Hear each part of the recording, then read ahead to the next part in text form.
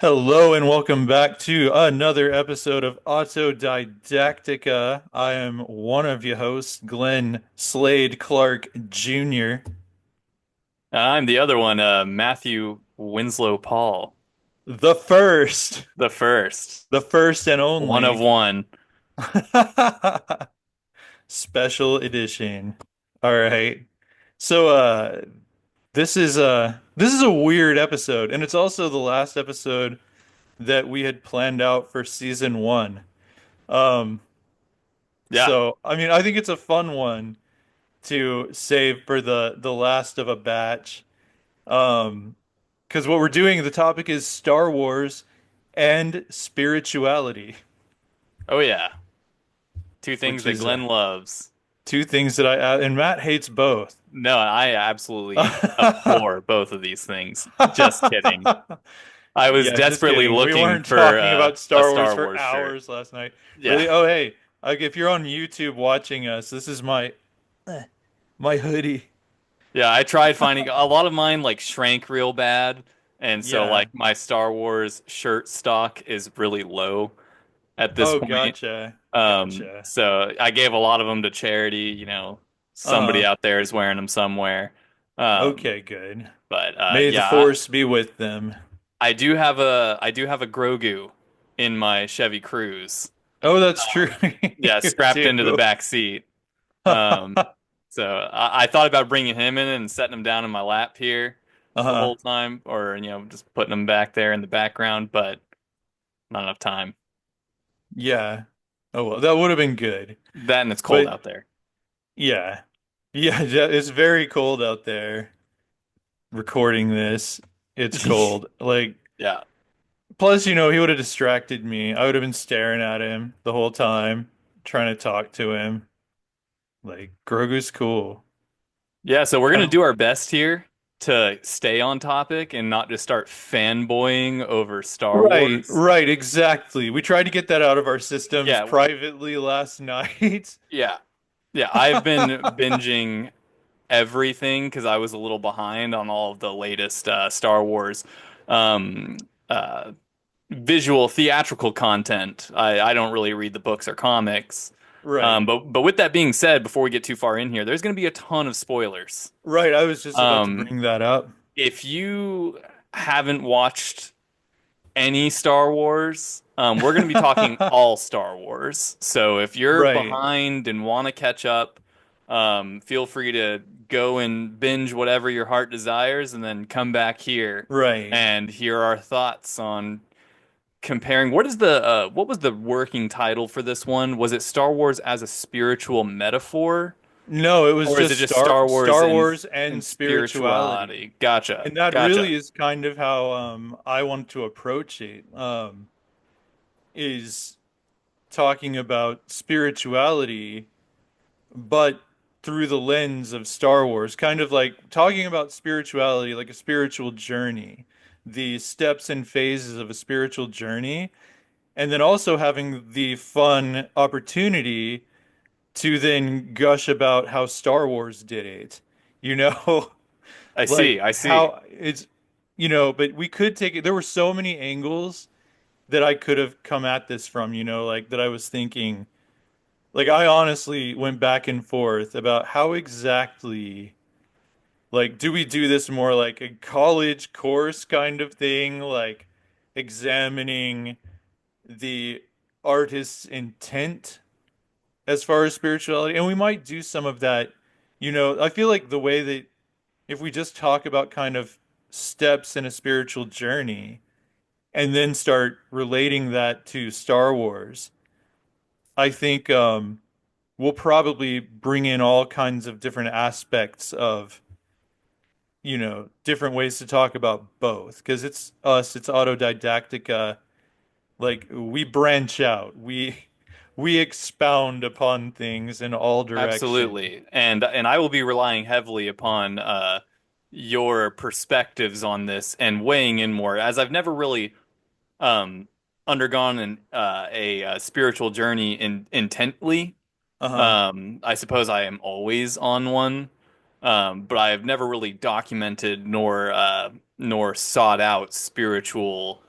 uh, guidance, not recently at least. Ah, right. And Right. so and also I haven't had time to think about it as I've been just getting all of the plot and Oh all of the yeah. Yeah. characters pounded into my skull over the last 2.5 weeks. Right, because there were specific things, like speaking of spoilers, there were specific things that I knew we would just need to talk about. So, for absolutely certain, we'll be talking. So, if you're trying to avoid spoilers, you are probably safe if you haven't watched like The Bad Batch or Andor or Skeleton um, Crew. Skeleton Crew or Resistance. Just because those don't really delve into the spiritual as much as so I don't expect we'll be talking about those. I know for sure we'll be talking about the core film series, episodes 1 through 6. Probably we'll get into 7, 8, and 9. Um, but it's, not as I feel like what I want to talk about mostly, and that's not a sequel hate thing. It's not like I'm shunning them. It's just that I know for a fact I'm going to talk about 1 through 6. I know for a fact we're going to talk about the television series Star Wars: The Clone Wars, especially the Mortis arc. I have no doubt that's going to come up in this. And Ahsoka, just Ahsoka Tano, like her arc, Luke Skywalker's arc, Anakin Skywalker's arc. I feel like, and we're going to talk about the Mandalorian, the Book of Boba Fett. Absolutely. Like, there's no way we are not talking about, and Star Wars Rebels. Absolutely 100% talking about spiritual journeys. Good Lord. Yeah, I don't think we have enough time for this episode. No, no, I was worried about it. Like, so that's why I'm gonna try.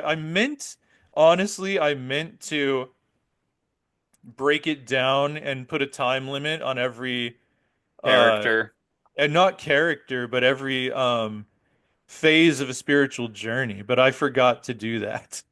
So, we'll just kind of Seat of our pants. Don't tell me the yeah, odds. yeah, never tell Never me tell the me the odds. odds. I mean, if worst comes to worst, we could do Star Wars and Spirituality episode 1 and then Star Wars and Spirituality episode 2, just cut it in half if it's 7 hours long. Yeah. But or, cut it into do a trilogy and Yeah. just release one a day. But my This is hope the is that way. this is the way. This is the way. Yes. All right. Well, so let's get started because what time did we start? Just so we can be Like 9:05. conscious of time. Okay, 9:05. And yeah, so we've already been talking 12 minutes. Yeah. Um, so we're once again gonna skip comments and stuff just for time, but we will get back on that. I promise. He I do promises. promise. I promise. They say that a lot in Star Wars, and something's gonna happen whenever they say, I will do this. I promise. I will come back and free you, Mom. I promise. Yeah, it's not gonna go quite the way No. you expect, but there's a lot of that. Like, yeah, that's a repeating phrase. Um, okay, so let's talk about, well, first of all, let's talk about what is spirituality. Like, what are your thoughts on what spirituality is in Uh, general? Spirituality, well, you've got the root word spirit. So spirit is almost synonymous with like soul to me. Uh-huh. It's your higher self, the self Ah, beyond the flesh. So right. spirituality is a sense of being in tune with the self that is beyond your material. Uh-huh. And so being spiritual or spirituality as a concept, I think is just understanding or attempting to understand the view of one's consciousness beyond one's self. Right. And Okay. so, yeah, that's my take on how to define spirituality. What about you? Okay. I mean, all of that, and I like to think of it primarily as kind of a oneness, like being a I meant to say that unity, connectedness. right? Your connectivity to the cosmos, like you're being at peace with your place in the universe and feeling your connection, that you're not so much alone, you're not an individual so much as you are a part of the whole. Everything is a part of you and you are a part of everything. And yes, that's your higher self, that's your conscious self, and that's, your friends, your enemies, nature, um, other living creatures. Just being at one with everything and being at peace with everything, I think is core spirituality. It's kind of like that's like it's about your core self as well. It's like internal and external, kind of, Yeah. if that makes sense. Like it's Yeah. about focusing on both and realizing that there's not really any difference between the two. Or you should strive to minimize the difference between the two. Right, The right. the vibrations you put out into the universe, versus Hmm. the inner self, like Yeah. your projection and whatnot. Uh-huh.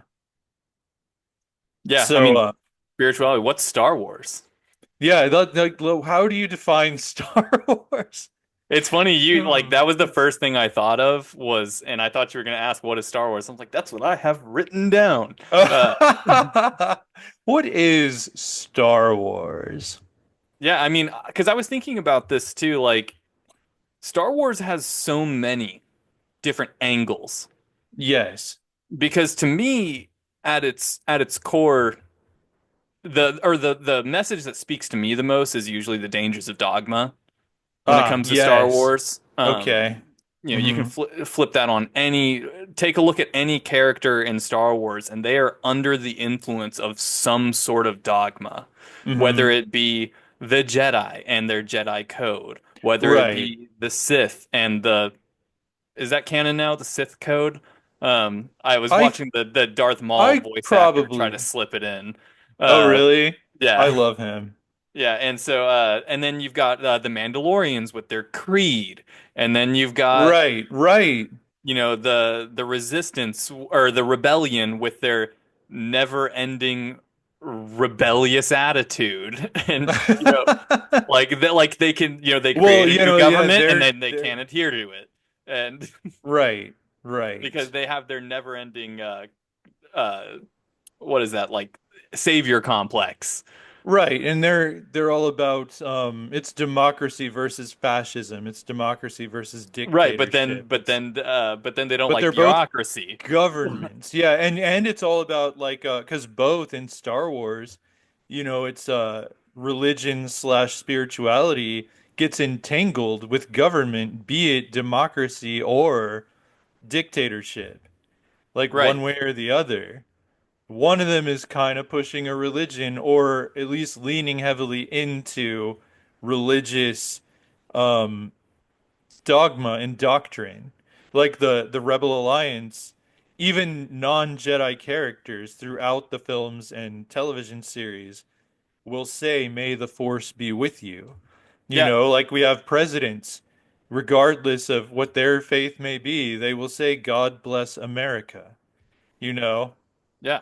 because that's just what you say. And that's the religious leaning into and also using that religion, like, and so it's like, the rebels use the Jedi, the Republic, democracy uses the Jedi, the dictators use the Sith as their sort of Right. religious leanings.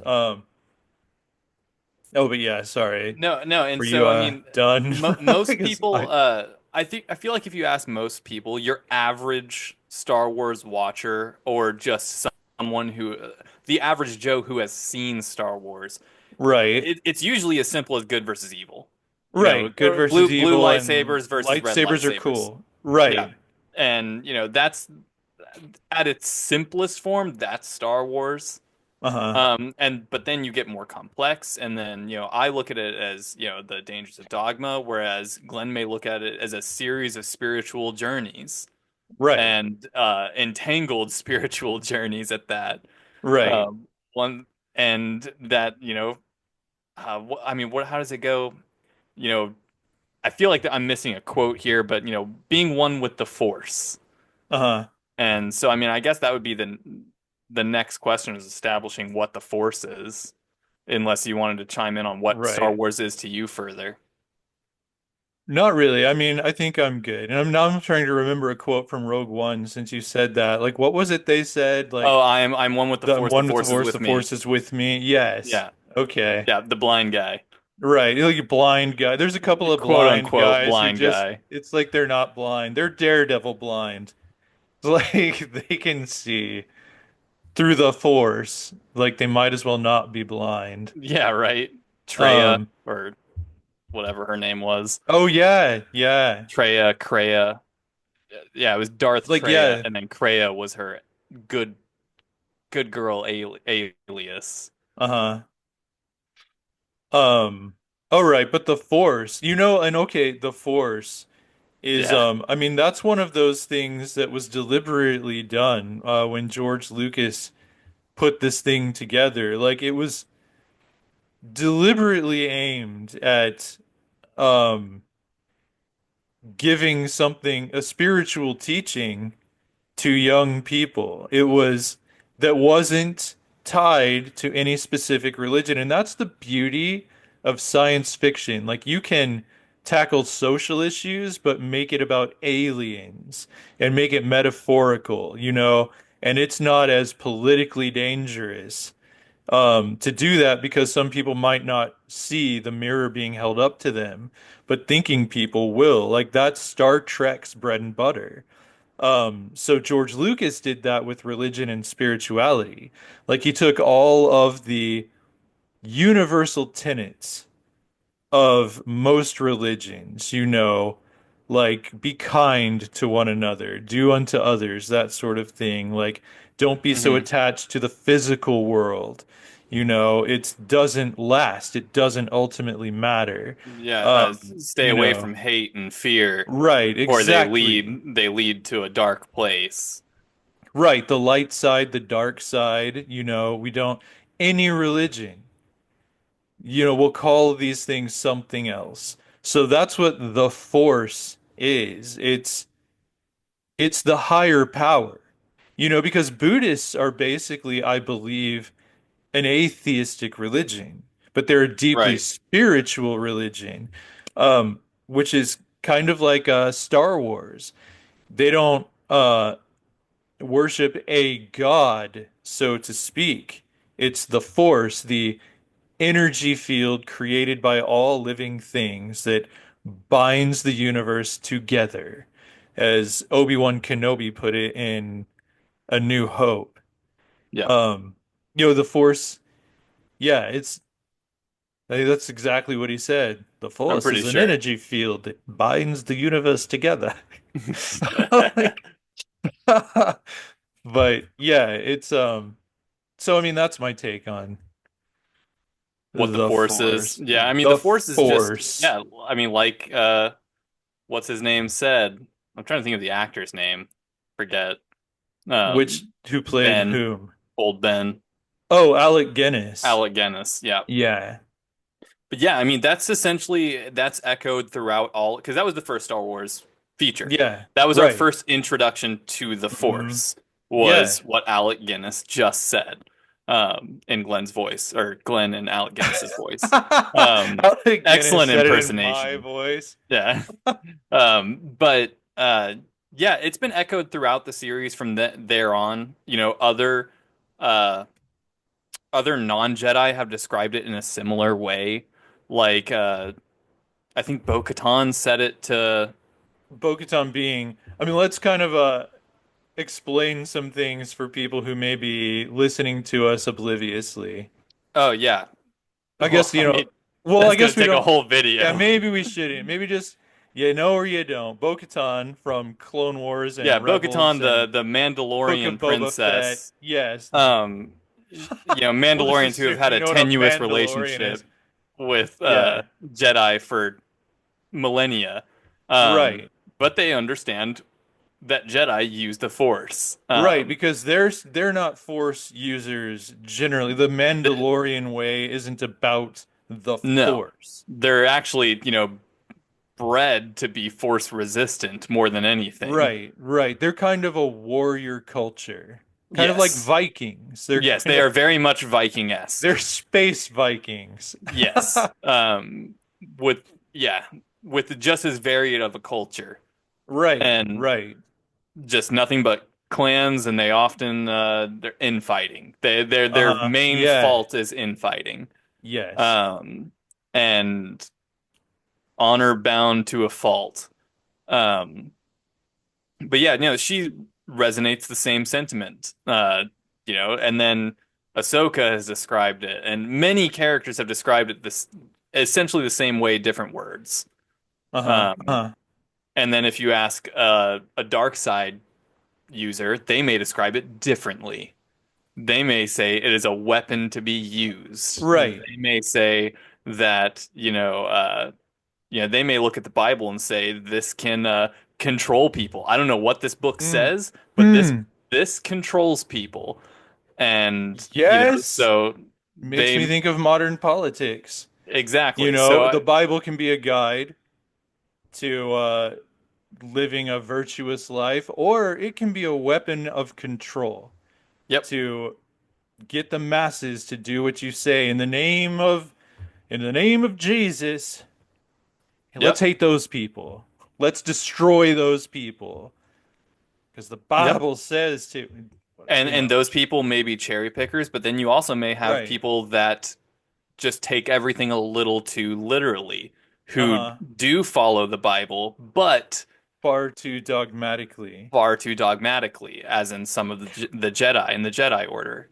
Right, like, I guess we are talking about the sequels because a perfect example of that in episode 8, The Last Jedi, when Luke is all The protecting text. the sacred Jedi texts and the spirit of Yoda, just lightning strikes that tree and burns it down and just starts laughing. You know, Yeah. just and he's one with the Force at this point, and he thinks it's hilarious how, Luke The is last living Jedi is clinging so desperately to 2,000-year-old dogma, right, or right. text containing stories pertaining to 2,000-year-old dogma. Right, right. No, because of what great line, like when Luke's like, "But the sacred Jedi texts," and Yoda's like, "Read them, have you? Page turners, they were not." Yeah, exactly. I mean, Like, I was raised Christian and I've never gotten all the way through the Bible. right, I've and tried that's the several thing. times Most and people haven't. it's a snoozer. Right, because it's not a book. It's a collection of books. It was never intended to be read cover to cover in order, in Right. sequence. It doesn't work And quite then for that some way. reason they throw in the last book of being just a crazy rambling Right. Yeah, the of last book is just an apocalypse. acid trip. Like, Yeah, in a cave in Macedonia or wherever the heck he was. He was right, seeing some things, but right. But yeah, it's hard. Most people haven't read all of their sacred texts, no. and that's why it's a funny They gain question. Like, oh, really? Have you read it? Not a page turner, man. no. And it just goes to show that, spirituality doesn't come from words on a page. It comes from a journey. It Right, comes from right. experience. It comes from the circles that you surround yourself with. Uh-huh. And, the energies you put out and the energies you receive. You get what you Hmm. give. And, Right, right. there are certain times where that can hurt you in a certain way. You know, the Hmm. I'm forever shaking my fist at the screen every time I see a Jedi spare somebody that I know is gonna come back later. and cause Right. some problems. Right. Okay, so Mace Windu when he's like fighting Palpatine and Anakin's like, you can't kill him, it's not the Jedi way. But then Mace Windu's like, he's too dangerous to be left alive. Yep. Like, yeah, it's but you adhere to what the Jedi way. He's unarmed, even though he's shooting lightning from his Yeah, he's fingertips. shooting lightning out of his fingers. He's so helpless. Yeah, you know, just fought off like five Jedi Knights plus a Uh-huh. master. Right. Oh, Mm. so anything else to say on the Force? No, I mean, it's magic. I mean, in Right. the Star Wars universe, it's a magic trick. That's how most people see it. Uh-huh. Is magic until somebody tells them that you have it too. Right. Like, it's a part of everything. Uh-huh. But just for context purposes, throughout Star Wars, it is used as a tool, but it's constantly purported to not be used as a tool. Like you should avoid Right. using it wherever Right. necessary.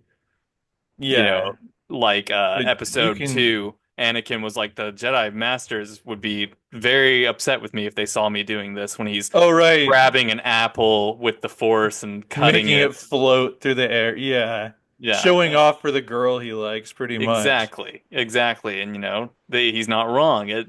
He's using the energy field of the universe to impress Natalie Right. Portman, Right. But which, who to be wouldn't? fair, Who yeah, wouldn't? I mean yeah. And it's all part of Anakin's spiritual journey. Uh-huh. It is though. Just which I guess we should get to. Yes, Let's I'm talk about thinking spiritual I've got some journeys. characters written down here, and Okay. I I kind of, I mean, order wise, I don't really know. well yeah, that's what I'm thinking. Like we'll go like the spine of the conversation can be spiritual journey, and then Mm, we'll see what relates and pull in characters and themes from Star Wars. Like, I mean, for example, let's start with a spiritual awakening, which is the beginning of any spiritual journey, where you kind of get a taste of spirituality and you want to explore it. Like it can be sparked by a life changing event, some significant thing happening in your life. Someone dies, someone's born, you yeah. come through some impossible situation Yeah, a miraculously near fatal car intact. crash or something like Yeah. that. Yeah, or just you have a powerful mountaintop moment at summer camp or something. It doesn't have to be like a massive event, but there is some triggering event that sparks your thirst for a spiritual path, to Enlightenment. follow a spiritual path.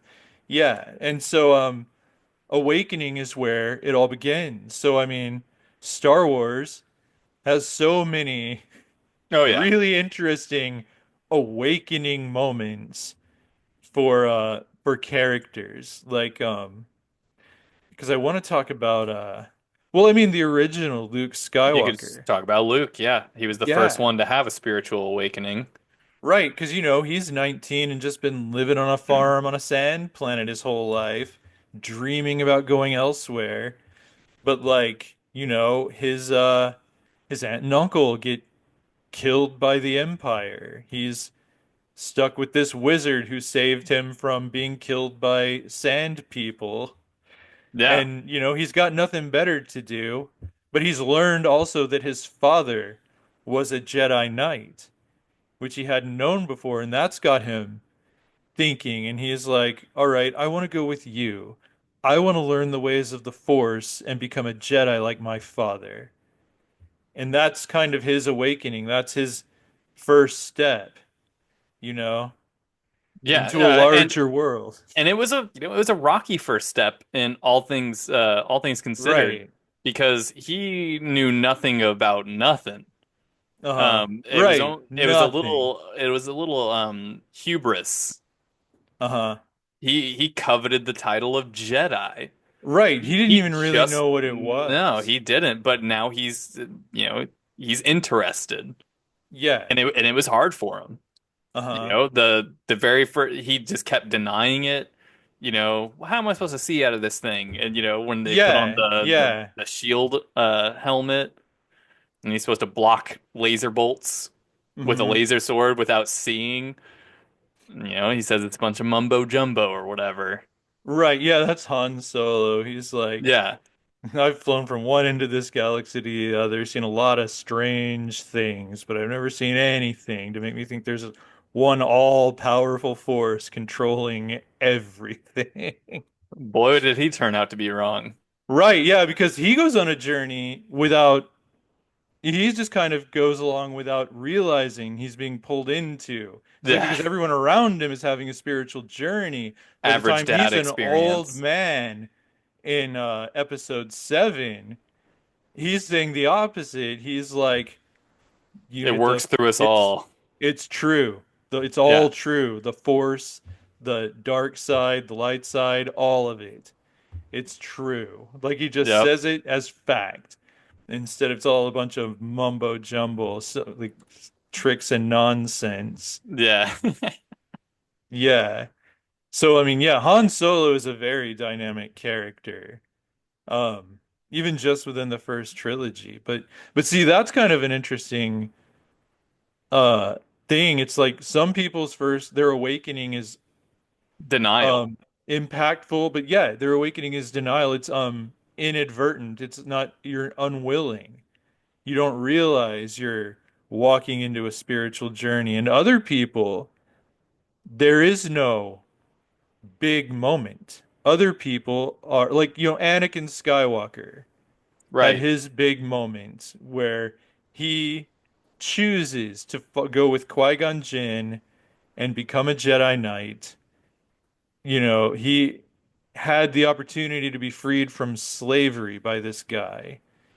Um, he chose his journey.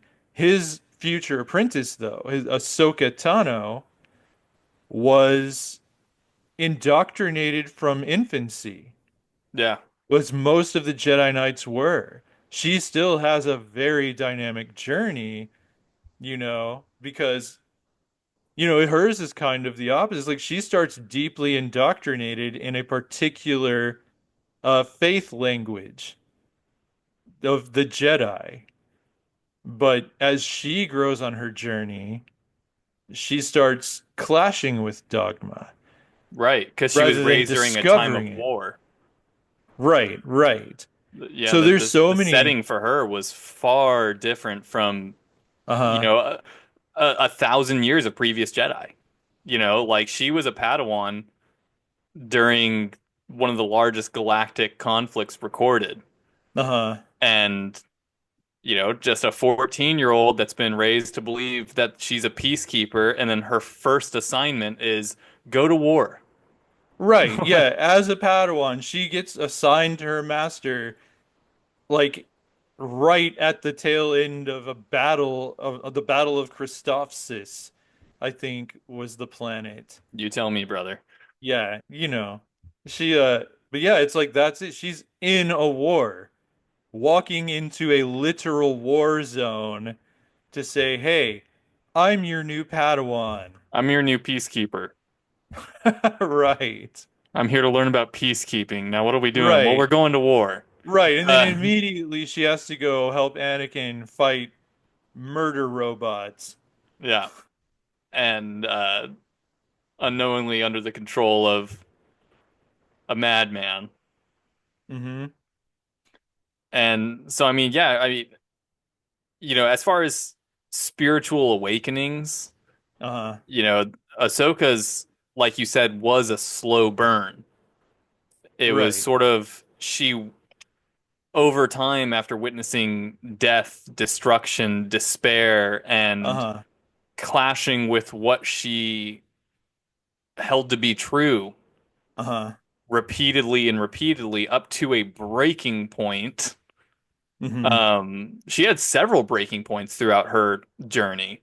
Right. And She several, was, at least two very profound near-death experiences. At least two. Yeah. Right. She she had a I mean, yeah, Jedi on the battlefield were never far from death. Right. And But and she they're taught not to probably fear it. literally died twice Yeah, she and did. came That's right. right No, she back. definitely did. Oh my gosh, the Mortis arc. The Um, Mortis arc, yeah, yes. no, I keep forgetting about what actually happened there. I really should have gone back and watched that because it's Uh-huh. been about a year and a half, 2 years since I watched it for the first time. Right. And yeah, You she know, did die. Like that may have like she has been on a spiritual journey as an indoctrinated child, an acolyte, so to speak, of the Jedi, but I think that might have been her actual awakening was on Mortis, where they met those people who were like kind of Force embodiments gods, like embodiments of the light side, the dark side, and the balance. The father was the balance, the son was the dark side, the daughter was the light side, and they were these immortal force beings. And Ahsoka died on that planet, and the daughter revived her with her inhabited her. life force, basically, yes. And I feel like just now thinking about it, that is sort of where Ahsoka, her actual journey began. Because after that, not long after that is when she left the Jedi Order. Yep. Trials and tribulations, literally. Right, right. So that's Yeah. interesting. Yeah, But that's probably, I mean, like you said, it's also she didn't really have much of a choice, but some people like with Han, for example, mhm, you right, sort of choose who to keep around and they will pull you into their spiritual journey. Han right. had repeated opportunities to bail, but there was Yeah, just something about Luke. right. And Something his about his Luke hot sister too. and Like his she was unbeknownst. was kind of Uh into yeah, he didn't know it was his sister, but his sister, but yeah, Han kind of maybe stayed around for both of them. yeah. Well, he But it was definitely a it was choice, it like was you're Luke. I saying. think it was Luke first Oh yeah, over definitely. Leia. I Definitely. mean, Like I you know, think he he went out, connected with Luke. yeah, through the Force. Right. And, Right, because Luke would have died in episode 4 if Han hadn't chosen to come back yep. And then and he would have to died in hit episode Vader's type. five if he hadn't Right. chosen to go out looking for him. And Uh-huh. then he would have Yeah. died in episode Yeah. six if this or that. Just Right, and so the more Han Solo, who starts out as a very selfish character, a very that's his self-centered character. character, the more he finds himself in situations where he makes choices, he's making those choices to potentially sacrifice himself to save others. And that's kind of taking him along. Like, like when Luke is out on Hoth, the snow planet, and they're closing the doors because it gets too cold at night. And they ride these lizards called these hairy lizards called tauntauns. Harry And Sheep Han's gonna Lizards. go out and he's gonna find Luke Yeah. and these stop motion animation lizards, yeah. But like and that dude, that's one of my favorite lines in that movie, and there are many favorite lines in that movie. But when the one soldier is like, "Your tauntaun will freeze before you reach the first marker," and Han's just like, "Then we'll see you in hell," and just Yeah. goes like Rude. that. Yeah, but I mean that's him making a very bold choice not to be selfish, to Never tell risk, me the odds. literally risk his life to go out and save his friend. Yeah. And so, I mean, your spiritual journey can start by just deciding to give this weird guy a shot at being Right. friends. Right. And you won't even recognize it until you're in your twilight and you're like, look at all I've done. Yeah. And if you would have told me when I was, 30 that I'd be, you know, the were they married, Luke and or, I mean Han and Leia? Yeah. Is there marriage in Star Wars? Yes. But he's married to the general of the Right. resistance and Right. you know 30 years ago, he was a spice runner on Tatooine. Like, Right. Yeah. and he just Yeah. kind of woke up one day and was the father of one of the most powerful Force users and, Uh-huh. had basically saved the galaxy. Right. And, to me, Han is a perfect example of like a boomer dad who just kind of got like dragged along on this crazy ride and then like one day woke up and saw like a just a small little corner of the world that he had participated in building without Right. ever realizing it. Right. Yeah. And it built him right back. Yeah, You and so know? some of us are more in tune with our spiritual side, while Uh-huh. some of us, it's almost, for Han, it was almost like instinctual. Like, Right. Right. like he never thought about it too much. He didn't have to. He had Hmm. good people around him who made choices, and Han reacted in the way a spiritual person should probably react. I bet Yoda Right. would have loved Han. Oh yeah. Yeah, I could see that. Yeah, all of Han's But quips, all of Yoda's right back at him. right, because they're both funny guys. They Yeah. really are. Yoda's Like it or not, funny. Yoda is comedic relief. Right, he is. Well, like he's another interesting one who maybe had like he was a deeply spiritual character from the beginning, but he was spiritual from following the dogma. He was the basically, I don't know if he was officially the leader of the Jedi Council or if it was more de facto. He was the That Grandmaster.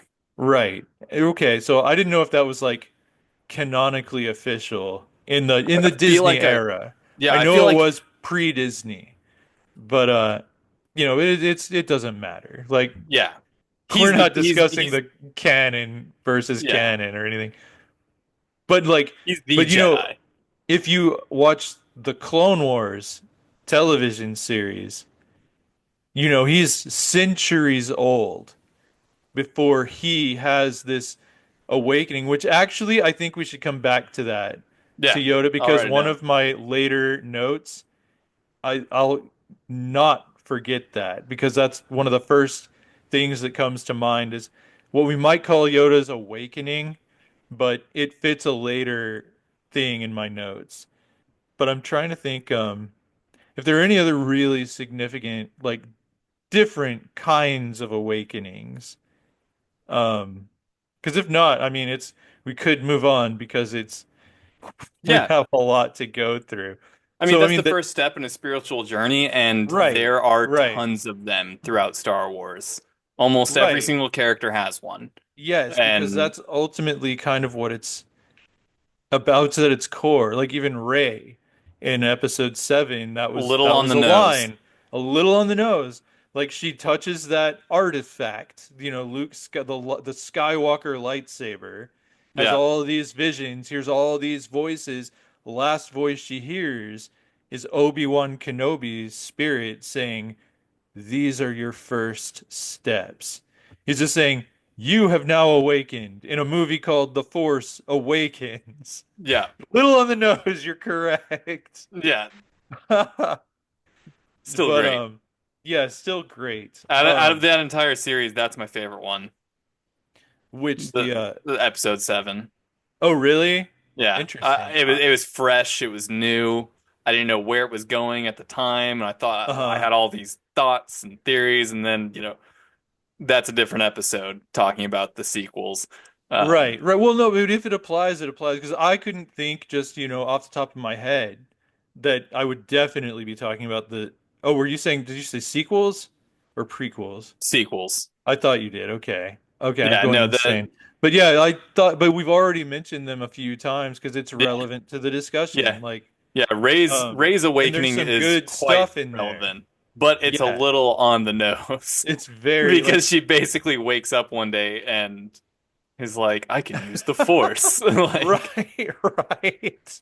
and then It just, the entire yes, movie is called The The Force Force Awakens. Awakens. Yes. And so,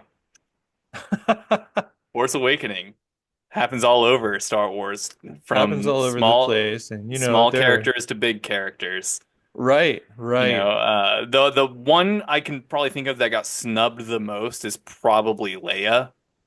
Uh-huh. Um, she has an awakening in like episode, I think it takes place in between, like, or like episode 5. She realizes that Luke, Right. She like has that deep down, sudden she psychic. realizes, and then it's confirmed in episode 6 where she's like, I know. Right. She's like, in Like, a way I've always known. yeah. Like, but, how do you make sense of that? But then she already has this deep spiritual connection to another person Hmm. because that's how they save Luke in episode 5. Because, he's just got his hand cut off and fallen down a shaft and he's hanging on to this, uh, yeah, I don't even know what the hell it is at the bottom of Antenna. Cloud City. Yeah. And he's about to fall down into a gas planet and he starts psychically calling out to Leia, and she picks it up on Force radio.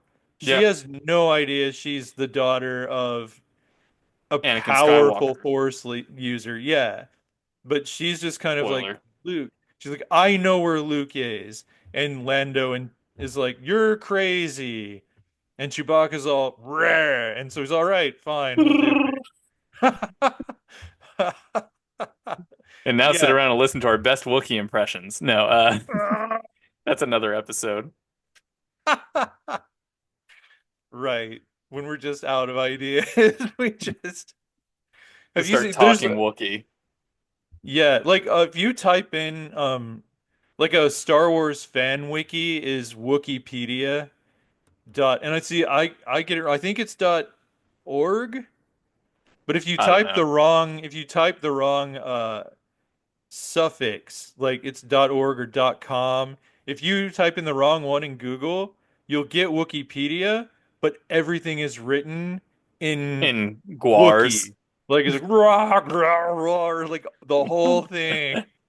It's That's great. hilarious. Yeah.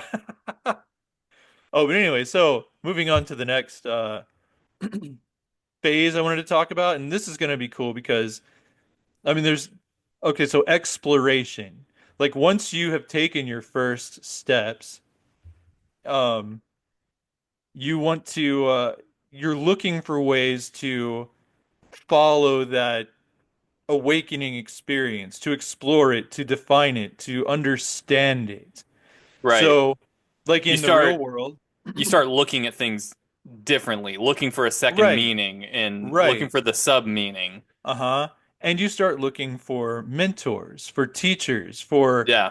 you start looking for dogmas that claim to have the answers. And I think in exploration, like things that what speaks to you. Like people go to from church to church, from different religion to different, like they try Buddhism, they try Christianity, like they're trying to find what works for them, what they can believe in. And I Not think a many great people. well, I think a lot of people like there are people Not like enough. who just maybe you're right. Like I mean, especially in There are today's world, people. we're Yeah, there so are like people. plugged in, but like a lot of people will do that. Like I've encountered a lot of people doing exactly that. You're like, I need to find some sort of connection to the higher power because I feel it. I need to understand it. I need to have it defined. I went to this religion and that didn't make sense to me. I went to this religion and it made a little more sense to me, but and like maybe they'll find Buddhism is what resonates the most. Like George Lucas, creator of Star Wars, always he defined himself as a Buddhist Methodist because like he was raised Methodist. And if you're a Methodist, you can kind of see it in his like his organization, the way he operates. To me, seems very Methodist, but his kind of philosophies resonate more with Buddhism. But one thing I wanted to bring up in the exploration department that comes to mind is the very recent Disney Plus miniseries, The Acolyte, because Yeah. it has a really good example of that, of, this girl who was raised as a Knight's sister, and her sister is like this. She doesn't say this is the way. That's a Mandalorian thing, but that's basically her argument. It's like, no, this is the path that you have to follow.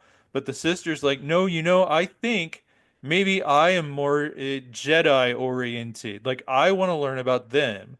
I want to hear what they have to say. Yeah, she was desperate for a spiritual journey. Yes, and the religion she was being brought up in wasn't doing it for her. She felt Like, she no wasn't calling. feeling it. Exactly, but the calling she did feel came from another spiritual discipline. Yeah, Another dogma, but it was which ended up not being the right one for her either. right, exactly. But that's exploration. You That's try this, you try exploration. that. Yeah, Uh-huh. totally. She was thirsty for anybody to give her a different answer than the one she's been hearing since birth.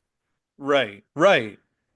Yeah, because she felt like she was a force sensitive character. That's what they Right. call them in universe. Yeah, she was Like you highly don't highly sensitive to vibrations if we're yeah. to equate it to living here as a human.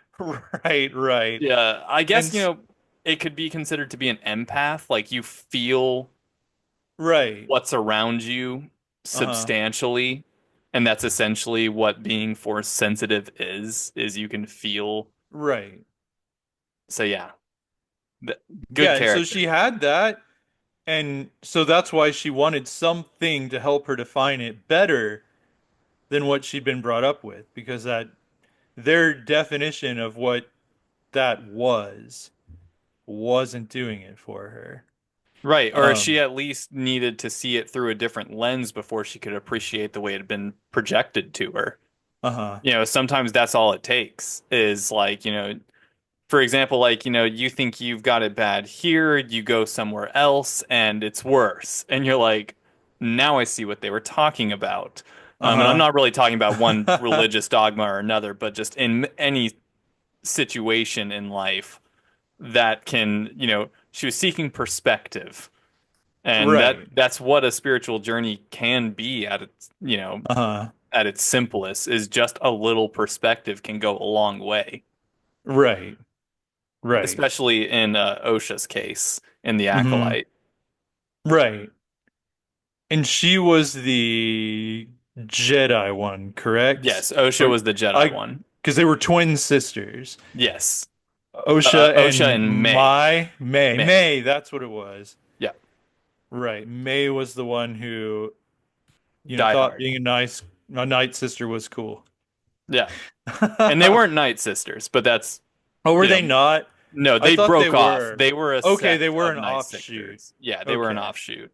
They saw the darkness within the Night Sisters and just the fact that the Night Sisters were being heavily persecuted. Uh-huh. So what better way than to continue practicing your religion than to just create the same religion with a different name Right, and right. That's like and any go somewhere Christian else. Yes. denomination. We're gonna change this a little. It's And like, we're not Baptist, we're Lutheran. And right. Yeah, yeah. it's like yeah, because I guess I don't know. Like it's witchcraft. Like the Night Sisters is Yes. witchcraft, which is a spiritual path. Yes. Even in our world, like there are different kinds of witchcraft you could learn and follow those teachings. There's there's all kinds. There's black magic, there's voodoo, hoodoo, there's Yep. uh, There's paganism at its pagan, yes, just at pagan its witchcraft, roots. Yep. Wiccan, There's Crowley. yes, the is that the Golden Dawn? Aleister Beats me. Aleister Crowley. Crowley. Yeah, I just know that he was heavy into spell casting and Right, right. So it's witchcraft. like it's interesting because that exists in our reality as spiritual practices right alongside more what you might consider traditional religions. But Yes. it's another way of exploring your spirituality. And that's in Star Wars, and I love that. I love that that's in Star Wars and that, because the Force is both the higher power and that fantasy realm's magic system. Yeah. You know, they use it very much like magic And rather than to some people, it's aliens. Because I mean, the right, Force is right, midichlorians. They're right. apparently a little tiny microscopic biological thing that Uh-huh. That does connects stuff. people to the Force Yeah. And so, I mean, and communicates the will of the Force yeah, to midichlorian are life biblically forms. accurate angels. Right? Scary. Yeah. Scary. Um, I don't know. What other examples of exploration? Exploration. Well, I mean, you've got the Yeah. Mandalorian. Yeah. So Mandalorian is a story of just a mere man, a bounty hunter who comes Uh-huh. across a dogma full, very dogmatic bounty Right, hunter, right. um, who lives by a creed of basically uh, honor. Yeah, that's pretty Uh-huh. much it. Uh, Right. Honor with some clothes, essentially. Don't take these clothes off. That Right, this is right. the way. And restoration of culture essentially is his Mm. job. And he finds a strange little dude, Grogu, who used to be a Jedi but was too young to fully comprehend all of the Jedi's teachings, Right. and He's a now he's on a baby. journey to return Uh-huh. Grogu to the Jedi. What are the Jedi? We don't know at this point in Right. the He has no story. clue. Yeah. Yeah. If you're a first time Star Wars watcher watching The Mandalorian, you're like, what in the hell is the Force? Right, but And so is the protagonist. so is So the protagonist. You're in the same you're boat. not Um, lost. Yeah, it's no. great storytelling. And so it's just it starts this long journey of picking up other dogmas Right. and other faith languages and Yes. uh you know even Mando starts saying may the force be with you. He doesn't know what it means. He knows Right. that that's what people say to each other when they Uh-huh. wish them luck. Yeah. And he starts saying it and he doesn't question it either whenever he sees Right. um Grogu start using force powers. He's just like, yeah, he can move things with his mind. Uh-huh. And just that's the way it is. I saw it. I saw Jesus walk on water. Right, Um, and he just kind of accepts it. Well, yeah, yeah, because he was about to be a maggot feast when that what do they call it? A some mud sort of horn. beast. A Yeah, mud horn was about to annihilate him with this giant freaking just horn. gore him. Yeah, Yeah, and that's when little baby Grogu used the Force in his presence for the first time and stopped that thing in its tracks. And so he had kind of a like he witnessed a miracle that saved his life, but it didn't yep. turn him into a Jedi, you know? No, it made It's him like it accepting of another belief. exactly. Like Mando is very He much like respected it. he understands that there can be two gods in the same world. Right. Like, essentially, there can be two creeds. There are as many Yeah. creeds as there are people. It Right. sort of started to expand, and I mean, he knows this as a galaxy-faring bounty hunter. He Uh-huh. has come across people of all faiths and creeds, True. and he just sticks to his. He respects Uh-huh. throughout the Mandalorian. He's constantly using his knowledge of other faiths and creeds Uh-huh. to further his own goals. He goes and he has to kill a crate dragon, and so he goes and Right. before Blaster starts flying, he talks to the Sand People. He understands their Yes. culture. Right. He He's very the mediator. cross-cultural. Like, yeah, Yeah, he kind of accepts everybody has their ways, and here's how we communicate. yeah. Ex This is exactly. the way. That's the May the Force be with you. The Mandalorian Creed is this is the way. Right. And you know, and so I mean his journey, that's essentially the story. Uh-huh. Is his faith journey, his spiritual journey. Um, Right. Leads him to Right. different places. Yeah, and it's like it's interesting to me because And like he bends his Grogu, own. Yeah. Uh-huh. Like he bends his own what? He bends his Oh, own his creed. rules. Yeah, Right. Yeah, he learns to be more flexible even within his own dogmatic upbringing, because he realizes there are times when the dogma pales in comparison to the to what, reality. yeah, the reality and what needs to be done. It's not right to never remove your helmet in someone's presence if that means That person is Grogu going will to die, die. or yeah, Yeah, something. Yeah, and then, like I thought it was a powerful moment, and definitely spoilers here, but at the end of season two, yeah. when he didn't have to take off his helmet, He was but when giving he's, Grogu away, yeah, I and still tear up. yeah, no. That scene, He's man. accomplished his mission, Yeah, he and he returned felt it Grogu would to the be Jedi. wrong to.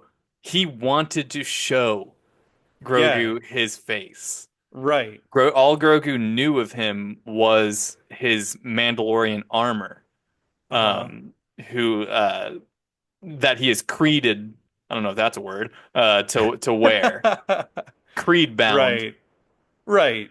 to uh to wear and never remove. Uh-huh. And he did Like it he's once taken to save his vows. life. Yeah. Right. And So he breaks his vow because it's the right thing to do in his estimation. yes. And the very next thing he does is says, "How can I be redeemed?" Like he goes right back Right, to the dogma. right. Yeah, because yeah, exactly. And he goes on a spiritual quest for redemption. Yeah. And like, but it's interesting to me that there's kind of and just talking about it makes me see the parallels and the cause and effect. Because Grogu then goes off to train with Luke Skywalker and be a Jedi. But then he's later given a choice, because that was his upbringing. He was brought up for most of his life in the Jedi Temple. He's a baby still because he's an alien. Even though He's he's been a 55 baby years for old. 50 years old. Yeah. And like he's given the choice between a lightsaber and some little Beskar baby chainmail. Mandalorian armor that did the Mandalorian Din Djarin gave to him.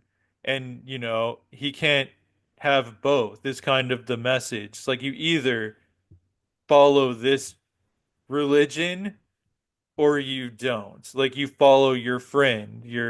So, it kind of Grogu chooses the Mandalorian in sort of like he is taking off his helmet. He is taking off his dogmatic upbringing for the man who just did that for him, who just removed his helmet. He chose to turn his back on the way, on the creed, Hmm. to give a gift to Grogu. And then Grogu does the exact same thing, basically. And he wants to go back to that guy. And then, so, I mean, does that define Grogu as spiritual but not religious? Yeah. Yeah, Because right. he's like, this church thing is no good, but I can do some force stuff. Yeah, he do be doing force stuff. Right. Yeah, he did not stop wielding the force. It's a part of who he Right. is. Exactly. He's still a deeply spiritual person, but he isn't choosing to follow the dogma that he was initially brought up in, or any religious dogma, like any spiritual dogma at all. Because the Mandalorian, like we said, they're Vikings, they're a warrior culture. It's not a spiritual teaching. It's more of a cultural dogma. And so Grogu has basically, it's not like he went from Jedi to Sith or to Night Sister or any other sect. He left religion altogether. Yeah, Yeah, to to follow. explore culture. Yeah, yeah, because it clashed with the culture he was choosing. And that's a place exploration will take you to. Like, maybe I mesh more with a culture or a lifestyle, a way of life that doesn't need religion or that religion will keep me from. Right, because I mean, you sort of just highlighted one of the main issues with a spiritual journey Hmm. is What's that that? a spiritual journey can unground you for the worst. Mm. You know, there's the term head in the clouds. Ah. And then there's the opposite of that, which is feet on the ground. Hmm. And some people deal better with life feet on the ground, Right. whereas some people, their head is too far in the clouds. They're Right. and they can't connect with reality as Hmm. easily. And so Mandalorian culture is very feet on the ground, Oh yeah, very much so. whereas Jedi dogma is very head in the clouds. Right, it's very idealistic. Yes. And And whereas the Mandalorians are like, people die. Like shit happens is kind of the Mandalorian way, like, well, and and we gotta also be ready for it. And this is if how it is. It's brutal out there. like several times throughout the Mandalorian, Din Djarin was going to die Oh for yeah. somebody that he was just honor bound to die beside. You Right. help you you know I dropped my pencil once, so I'm gonna and you picked it up for me, and so I will die in this shootout with you. Is very Right. much Mando. Right. Yeah. Whereas, the Jedi, you got to give them 3 years to decide whether or not they're going to come and help your settlement from raiders, Right. because the Force will guide them, and what will be will be. Hmm. And, you know, destiny, we have to consult with the High Council and meditate on Right. whether or Very not, Methodist, man. yeah, we should, All the consult councils. with all of our spiritual leaders before we Uh-huh. decide if your settlement is simply just destined to be wiped out by raiders. Right. Right. Ugh. And so head in the clouds versus, feet on the ground. And yeah, it's an interesting Hmm. parallel that The Mandalorian is so good. Oh Uh, yeah. Oh yeah. like honestly, in terms of new Star Wars, I know we talked about this a little bit. It's Uh-huh. it's probably the best for me. I Hmm. think I put Kenobi above it simply because I'm a fanboy Right. That's a character we're very familiar with and connected to. and that Because I love I Kenobi cannot get too, but enough of. I feel like as far as entry points for new viewers, The Mandalorian is perfect. Yeah, it almost You plays like an don't old really Western, It does. Yeah. and it's very visual. Uh-huh. I'll say there's good dialogue, but it's Uh-huh. usually concise dialogue. And I mean, one of the characters doesn't even talk besides some goo goo gagas. Right, right. One of the main characters barely speaks. Well, same with R2D2. Yeah, And he was my you know favorite what he's saying. character in the original. Chopper. Uh, Chopper's got a damn Chopper's potty mouth. fantastic. You can tell what Chopper's saying. Like I know, verbatim, I you know can you tell what really Chopper's can. saying. It's like, did you get in my stuff? Like, he's like, He's no, I did not get into your stuff, Chopper. Yes, you you're did. Like, you can you're a tell what he's terrible saying. shot or something like that. Or it's like, Yeah, why me? yeah, Or like, this is fucking yeah. bullshit. And like, He's just kind of mumbling. Chopper is an amazing little droid. yeah, I love him. he's But even great. he, like, he makes choices like, well, okay, so like self-discovery is the next thing, Oh and man. that's kind of right in there, like, because like Chopper is a good example where it's kind of like he is this, like, if, like, I think Dave Filoni said if R2D2 is a dog, Chopper is a cat. Mm, Chopper is just very moody and, pet me but die. Like, yeah, he's very cat, but like, he's crusty. He's not a warm, fuzzy kind of droid. no, But like, as that series, Star Wars Rebels, progresses, you see Chopper kind of discovering his own values and his personal motives. Like, like when Ezra goes off to Tatooine because he had a vision that Darth Maul was there. Or And yeah, they needed Obi-Wan more than Darth yeah. Maul was there. Oh, okay. Yeah, well he wanted to save Obi-Wan. He was because he knew Yeah. Darth Maul was obsessed with revenge against Obi-Wan Kenobi. Um, and Chopper made that choice to go with him. And even then, like after making the choice to go with him, it's like they're going deeper into the desert, and Chopper is a little droid, and this is all sand, and there's nowhere to plug in. And Ezra's like, okay, you can go that way, find a settlement, get back home. And then he walks off into the desert, and Chopper's like, yeah, okay, I'll do that. But then he's like, wait a minute. And like he just keeps looking. He's choosing between the two paths, and he knows the one path is not good for him. But that's the path he chooses because of his values and his devotion to people. Like, that little droid has a big heart. The little Yeah. crusty, angry droid Oh yeah, loves I mean that he was kid. cussing the whole time when he chose Yeah, the he was path. pissed, He's a but freaking he chose it. He chose it. Yeah. And it's like, that's kind of a moment of self-discovery, I think, or at least it's like because he thought initially, yeah, I'm gonna go, but Yeah. then he's like, I guess that's not who I am. Yep. So I'm going to Sort of follow like the crazy kid self-discovery. into the desert. Uh-huh. The exact same Han Solo showing up at the Death Star. Right, The right. exact same thing. He could have Uh-huh.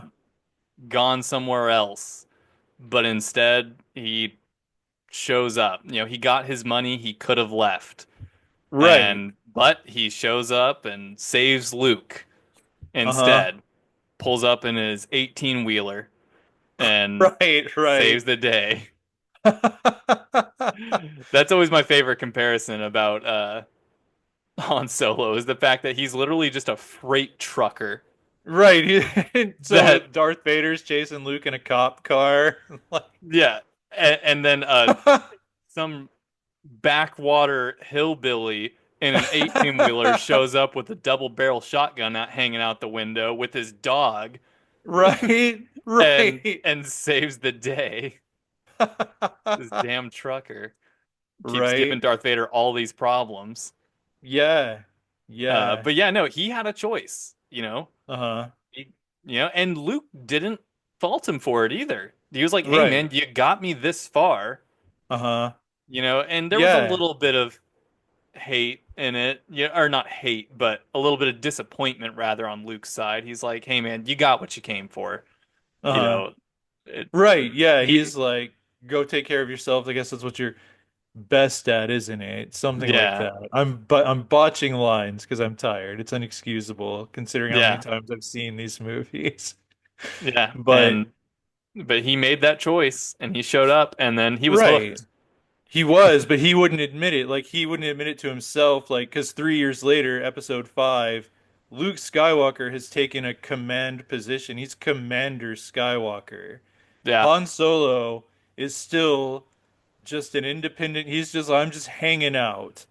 I'm just hanging out for a while. It's been 3 years, but he can't admit to himself that he has joined the Rebel Alliance. yeah. He's People will in follow this him thing. into battle and Right. Yeah, they die for him. accept him as a leader, but he's not accepting any rank in the army. But then No, after he gets frozen in carbonite and they come back for him, they go after him, they save him, risk their lives to fight the gangster who's turned him into a wall decoration.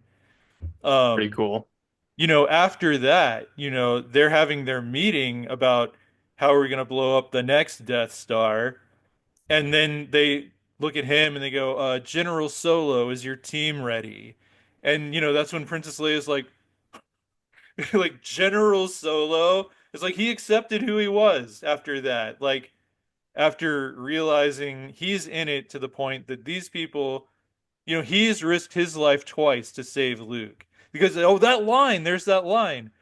Because he's like, you owe me one in the first movie. Then the second one, after he saves Luke in the freeze, he's like, "That's two you owe me, Junior." But after they leave Tatooine and they saved Han, Han says, "Thanks, kid. Thanks for coming after me. Now I owe you one." And then Yeah. he takes a rank. Yep. I love it. Yeah. I But mean, yeah, he's got one of the best self-discoveries. yeah, he has the best dynamic character arc in the original trilogy, I think. Oh yeah. And then Chewie's just along for the ride. I mean, Wookiees are just inherently Chewie, spiritual. right, and Chewie's kind of Jiminy Cricket, so to speak, to Han Solo. He's Han Solo's conscience. Yeah. He's the one, like Han's gonna get his reward and leave, and Chewie's like, "Ruh, ruh, ruh, ruh." And he's like, shut up. Yeah. He's like, I know what I'm doing. Yeah, I know what I'm doing. But yeah, it's Mm, Chewie's the one who makes him feel guilty, and he doesn't feel guilty unless it's a real feeling, he really does yeah. care. And so And yeah, Chewie Chewbacca is knows his that. yeah. And he is his conscience. I never looked at it that way. Hmm.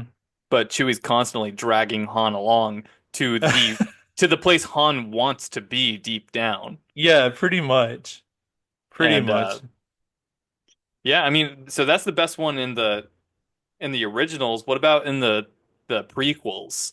Who The has prequels. the most self-discovery? Oh, geez. That's a good question. Because the prequels are very, they're kind of about They're the Matthew, Mark, Luke, and corruption. John. Like like the prequels are sort of the gospel to the overarching thing.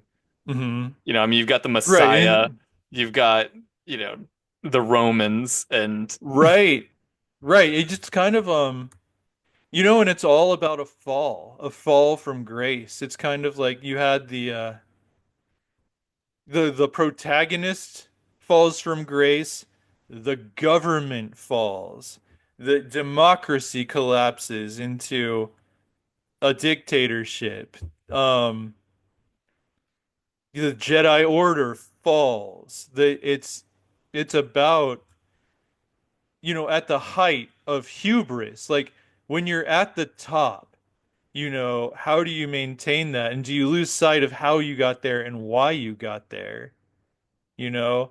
That's kind of the Jedi arc, I yeah, no, think. I'm actually having trouble pinpointing a specific moment of self-discovery Yeah, within. so am I. Oh, except, well, no, but I want to save that for Facing Shadows. Well, I mean, it's all the same. Let's move on to Facing Shadows. Merge it with self-discovery. It's all the same thing. Yeah.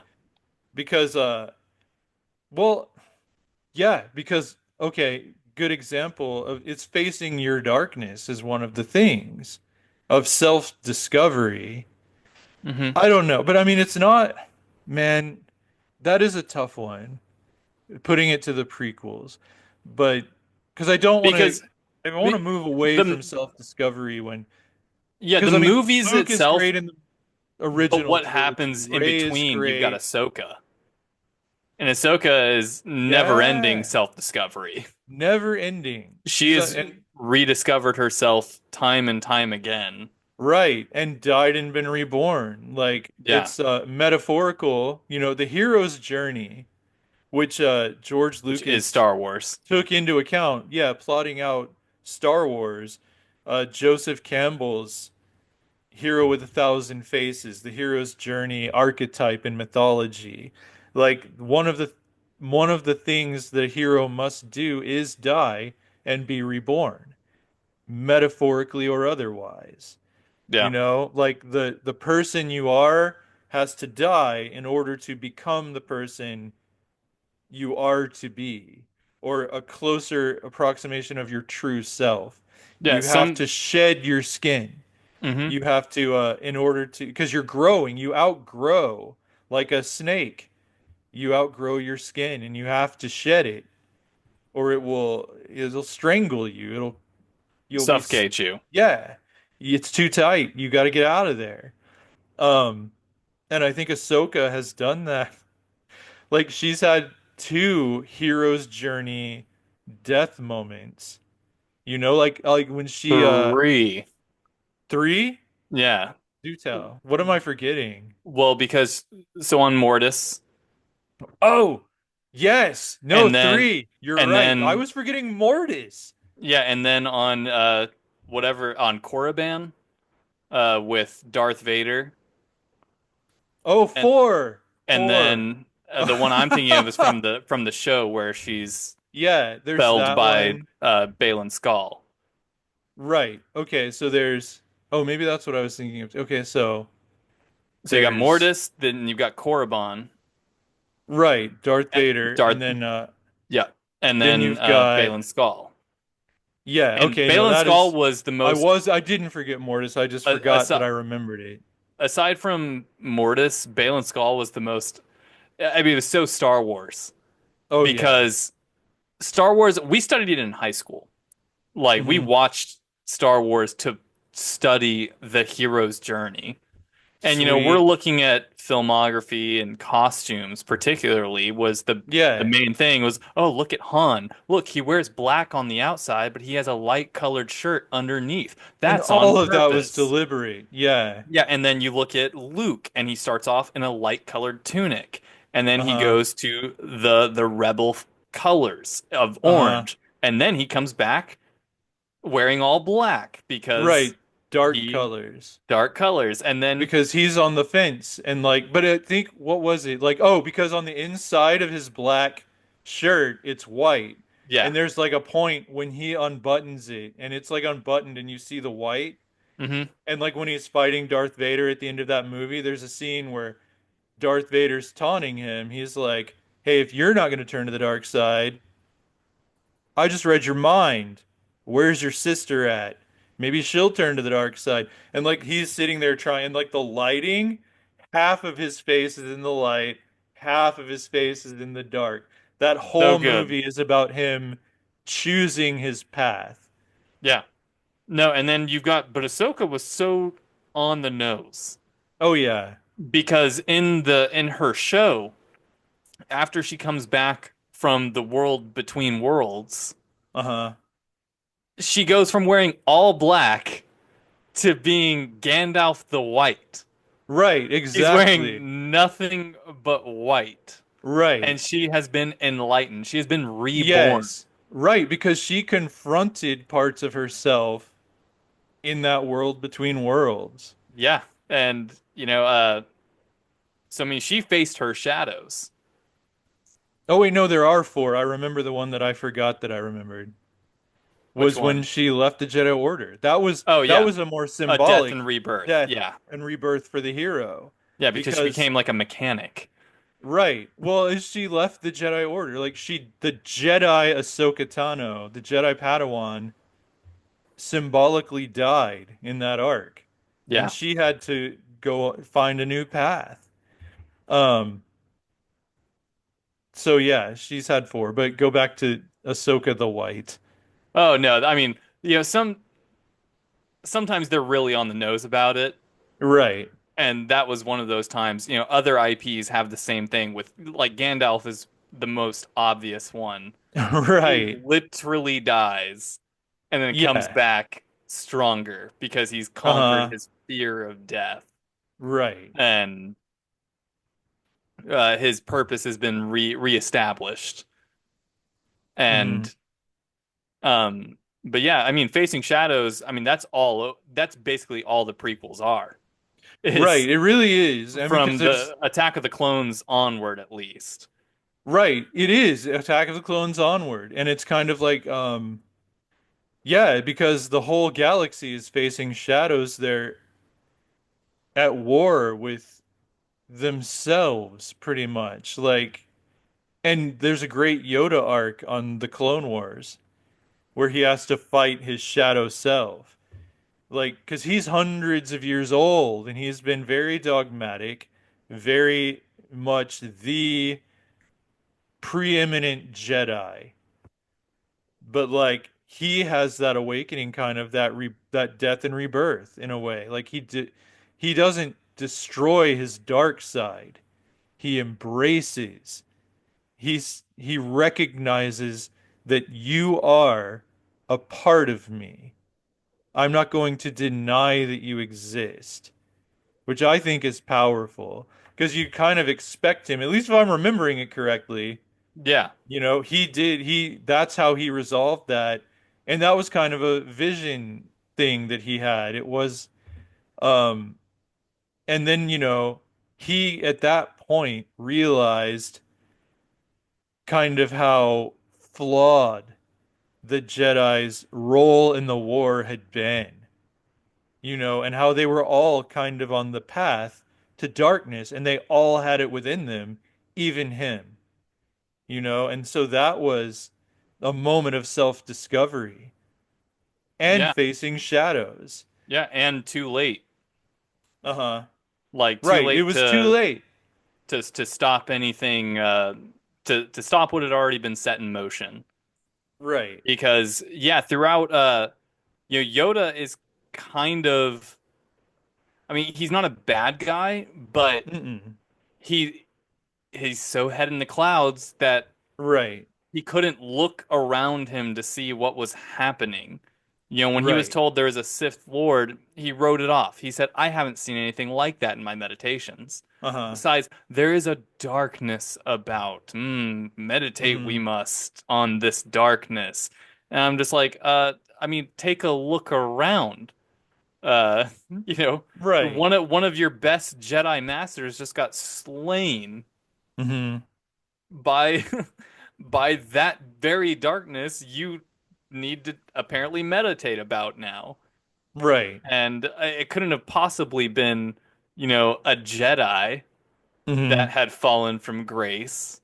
Right. And Even though it kept happening, like Dooku Dooku and was right under their nose. Krell on Clone Wars. Yeah, That was some brutal stuff. Like he turned so to the dark side and was killing his troops, and they finally had to kill him. Like yeah, the clones had to kill the Jedi general because he was so psychotic. yeah. And it's like that's what the war was doing to these. It was corrupting their power. They were But losing themselves. yeah, no, and they had no choice. They Hmm. were backed into a corner. They were losing a grand chess match Uh-huh. very soundly to where, yeah, Right. the Jedi are not supposed to be in war. Right.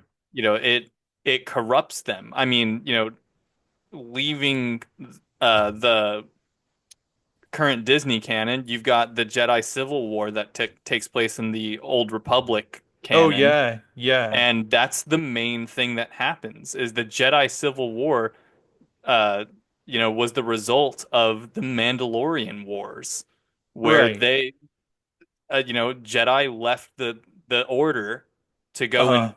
fight in the Mandalorian Wars, and it turned almost all of them to the dark side Right. Right. because Because they were killing for whatever cause. uh-huh.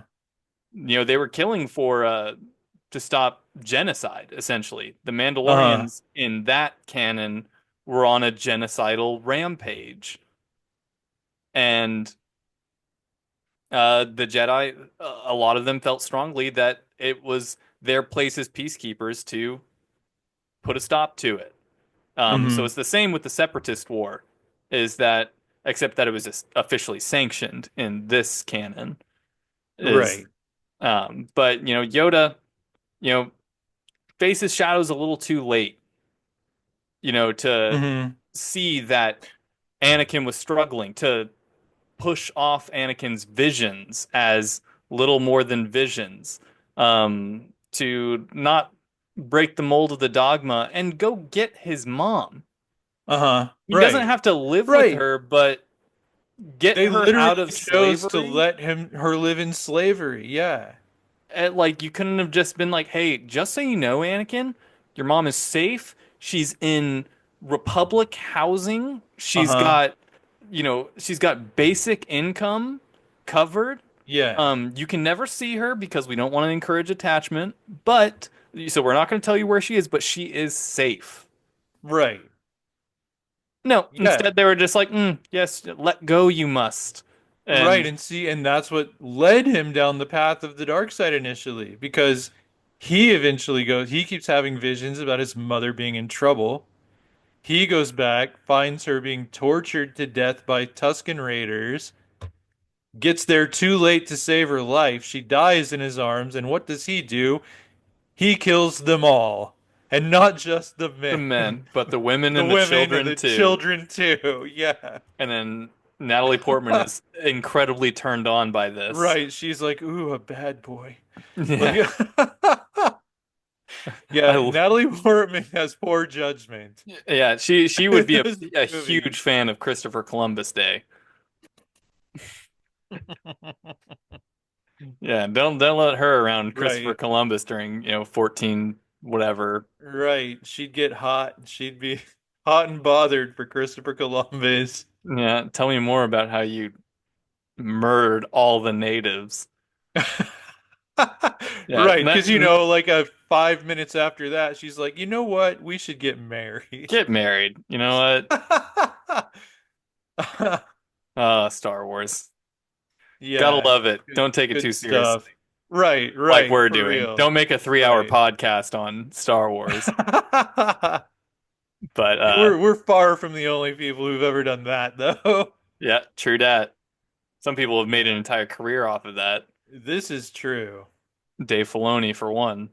Well, Not really, yeah, but he he didn't. has, though. He But didn't start off on podcasts, but he right, no, definitely not started off podcast, but just Star chit-chatting Wars. with his friends Oh about the yeah. greatness of Star Wars. Oh yeah. Um, Gosh, enviable. got any more to say on Yoda? On Facing Shadows. Yoda, no. What do you have? As far as Facing Shadows goes, you got the Acolyte. Right. The Oh Acolyte yeah. is a story of uh making mistakes and then either covering them up or seeking to make Hmm. amends for multitudes of reasons. Yeah. Sometimes you make a mistake and the only way to this just comes to mind. Let's say like as a metaphor for what happens in The Acolyte. Let's say you're 2 years into marriage and you commit adultery. Hmm. Is it better to tell your partner, destroy them, and break them and break everything you've built?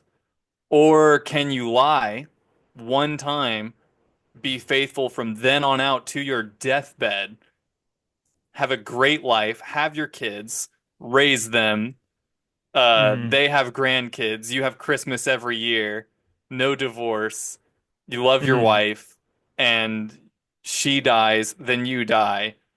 Um, just living with that one Right. one lie. Which is the better option? I mean, it's hard to say. That's the whole thing about Right. the And Acolyte is it's hard to say. right. And which Is is the more selfless and which is the more selfish? Is it more selfish to confess or is it more selfish to keep the secret? right, or is it more And selfless to that's keep the secret that's eating you for your entire life? right. Yeah. Whereas So she's which is perfectly it? happy. She never found out about it.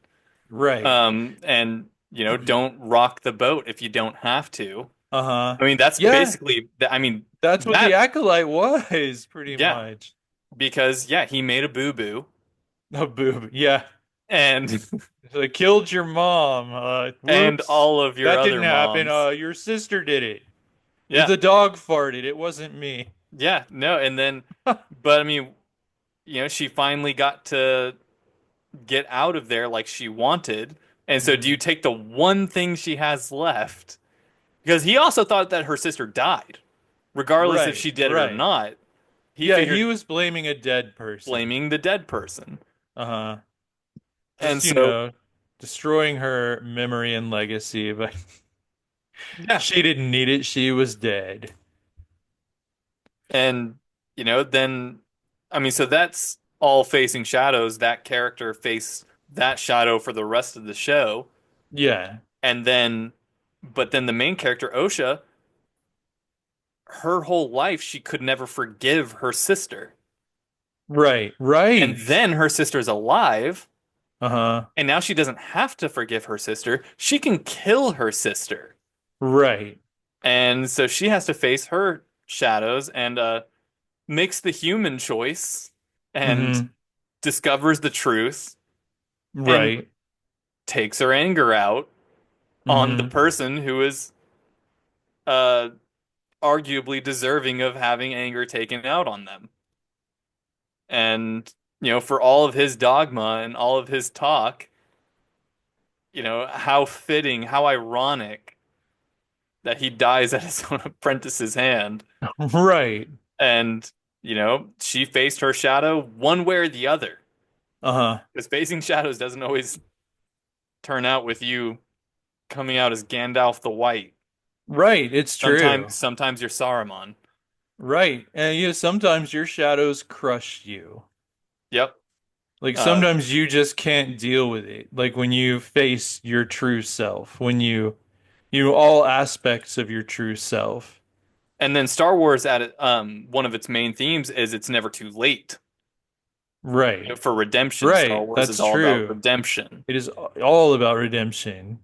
Truth. And so, I mean, if you fail once when you face your shadows, you have a lifetime of opportunities in front of you to do so Hmm. again. Yeah, every day you can choose a different path. Take a baby step in another direction, you know.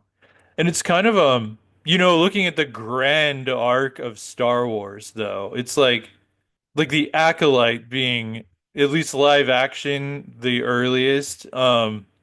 That's kind of about, yeah, we're facing the corruption within the Jedi, but we're kind of sweeping it under the rug. Because even after all that, like what's her name, the green bald chick, Yeah, she don't know. continues to keep secret. Like she lies Yeah, about what happened when it comes down to it. She's like fully aware of how badly the Jedi went wrong. yep. Soul went there to take his own Yeah, life, and that's right. what happened. And Right. he killed those other Jedi. Uh-huh. And then you have like the prequel trilogy where it's kind of like you have a Qui-Gon Jinn. You have people saying, "Look, this isn't working." Or you have people who are saying we need to look at things. We need to look at what's going on. We need to The prequel trilogy is kind of a an awakening to the corruption within the Jedi Order. Yeah, But very it's too true. late, like just with Yoda. Like it's too late, but they recognize it, but then the corruption it eats them because they've been turning a blind eye to it for so long that they've rotted from within, just like the Republic Yep. around them. They've kind of Too big to merged with a fail. Republic that's rotting from within. Yeah. And then the next trilogy, the original trilogy, is The New Hope. It's, you know, it's a redemption arc. Yeah. Um, and then Yeah. like after that, it's kind of like finding balance again. Like after all of that imbalance, because everything was out of whack for too long and it collapsed in on itself. But you don't give up. There is another day. There's a new hope. And so then that balance is found in the redemption. The light within Darth Vader is brought out rather than the corruption within the system. It's more like the good within the corruption is brought out, and the corrupt shit is shed like an old skin, an old snake Yeah. skin. Well, But I then mean, it's kind of like you achieve balance, and the rest of the stuff is kind of like, how do we maintain this? yeah, that is the Because hardest the thing in world Star still Wars. keeps throwing rocks at your head. So how do you maintain this? And so you have the fragile New Republic. Yeah, that was That's one of the things that we didn't get a chance to talk about last night.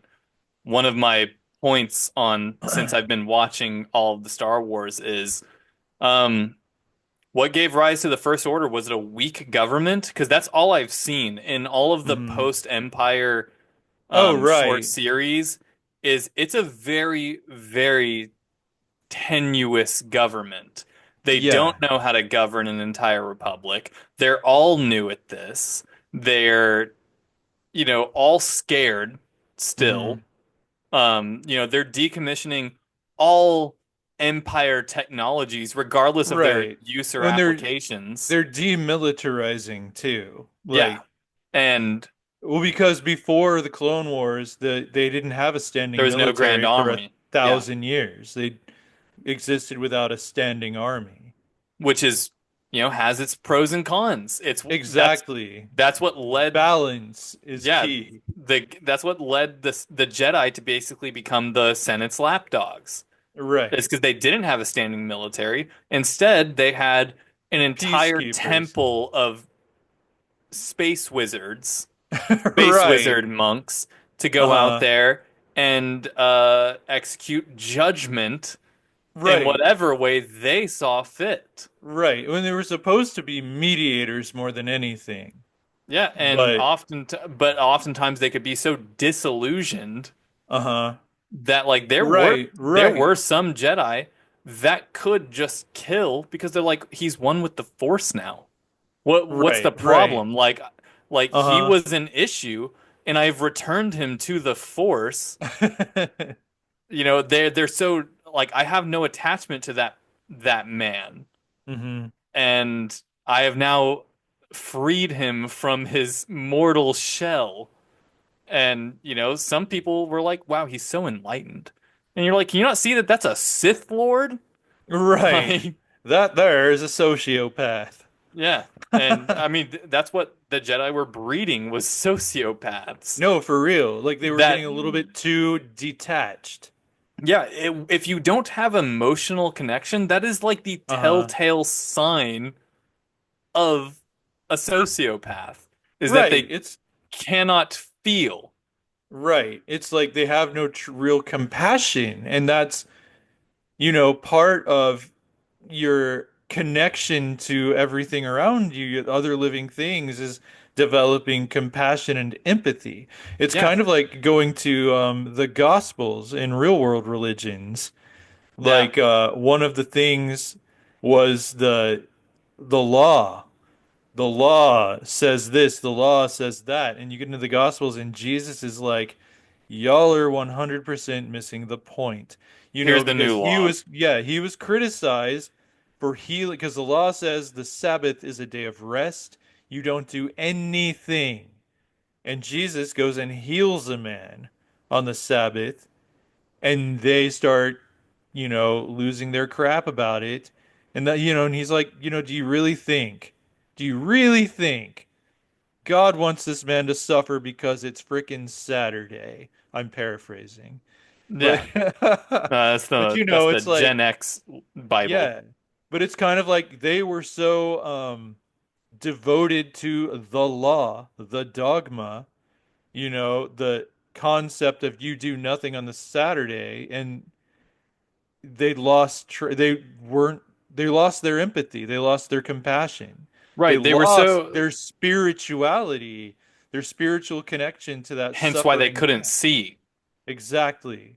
They So they it's had, Yoda's facing shadows. The shadow is the fact that he is so afraid of attachment that he's forgotten to feel compassion. right, right, yeah, And that part of him yeah, had because I mean, gotten too strong. how do you teach, zero attachment but maximum compassion?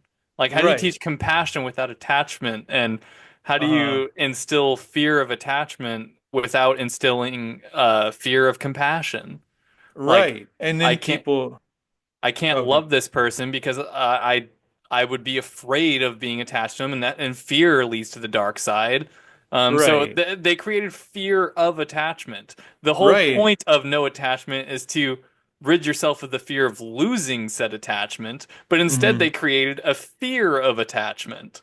Right. And if not a fear of attachment, a fear of discovery. Like because Yeah, Anakin and Padme hid their marriage yeah, because it would destroy both of them. yeah. Like politically and socially, like Jedi are not supposed to marry people. They're allowed to have sex. They're Right. just not they're allowed to hit it and quit it, but they're not allowed to get married. I would And say that so, most of them probably choose to just abstain right, for I think fear of that's attachment. the exactly. That's kind of the impression that you get is that most of them abstain. But, like they're monks. They're warrior monks. But Yeah. like that's another part of what led to the downfall of Anakin Skywalker and the rise of Darth Vader was that he had to hide that marriage. And Yeah. he couldn't go to Yoda and say, I've been having visions about my wife dying in childbirth. Because then he'd be expelled from the Jedi Order. And unfortunately, it's probably the truth. It's Yeah. like churches do that in the real world. Like they don't care about what pain you're going through. You're going to be expelled because you did a no-no. No, and that's what we Like, talked about too, was that of all of the dark siders in Star Wars, Anakin is the most relatable. right. Like he cared so much about everyone. He Uh-huh. had ambition, and so that's part of it, but more than that, he had compassion. Right. Anakin was probably the most compassionate character in all of the prequel era For because real. he would not allow my example earlier about the Jedi who are going to take 3 business days to decide whether or not your settlement is worth saving from raiders. Hmm. If you say, "Hey Anakin, these raiders are going to wipe out my settlement," he's there on his own ready to Oh yeah. die Yeah. He's to defeat the raiders. uh-huh. Or And when he'll still do it with minimal bloodshed if he can. yeah, if he can, but he's not afraid. Like whatever is the right thing to do to help the people in need, he'll Yeah. do it. Even when, his mentors, R2D2 went missing in that Yeah. early Oh arc and man. he's like, "Oh, it's just a droid. Get another one." But he's like, "No, I And must the one he ends retrieve up getting is an R2." assassin. Right, as a spy. Yeah, and trying to Yeah. kill them. But yeah, Gosh. but he was attached to R2D2. He was Yeah. attached to his wife. He was Yeah. attached to He was a Obi-Wan. He he was was attached to attached. the galaxy. Yeah, Like he was. he was in tune, but Hmm. because of how it like, you know, how the Jedi dogma goes, he was not allowed to express compassion for his attachments because he was attached to everything. That's Right. why the Mortis arc happened, was Uh-huh. because he was the Force. Anakin was the living Force. And that's why Father Mortis wanted Anakin to replace him as the balance. Uh-huh. Was because Anakin was so in tune. Right. He Right. was the balance. Anakin Yeah. is not going to let Jedi dogma stop him from saving that settlement or from Hmm. saving his wife or from saving his mother. And Yeah. it's only the Jedi ways that led him to his downfall. Uh-huh. Yeah. Love me And some Star Wars. like speaking of attachment, like I think one of the kind of the pinnacles of spiritual journey is of balance is a form of detachment that's not unhealthy. It's kind of like they take the idea of attachment, which isn't bad, and make it something extreme to where they lose the point of it.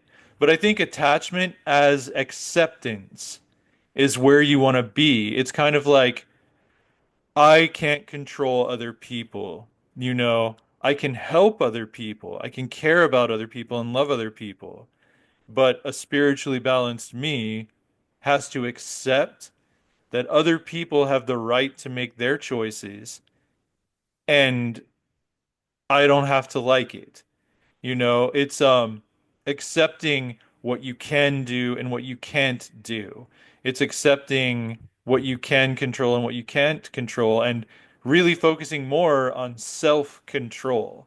Like self-control is a form of detaching oneself from feeling, I guess, responsible for everything that happens to every person.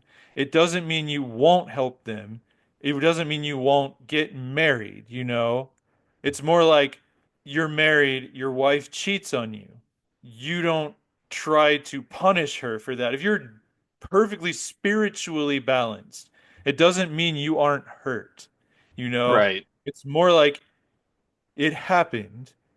It can't be changed. It's acceptance, it's detachment in that way. So you might come across as being detached and not caring, but you do care. It's just that you don't feel like you need to get back at her or get back at the person who she cheated with. It's like you accept it. It's like, okay, now we either can work this out or we can't. In which case you're accepting it's time to move on. Or you're Right. accepting that it's going to be a difficult road ahead to heal that relationship.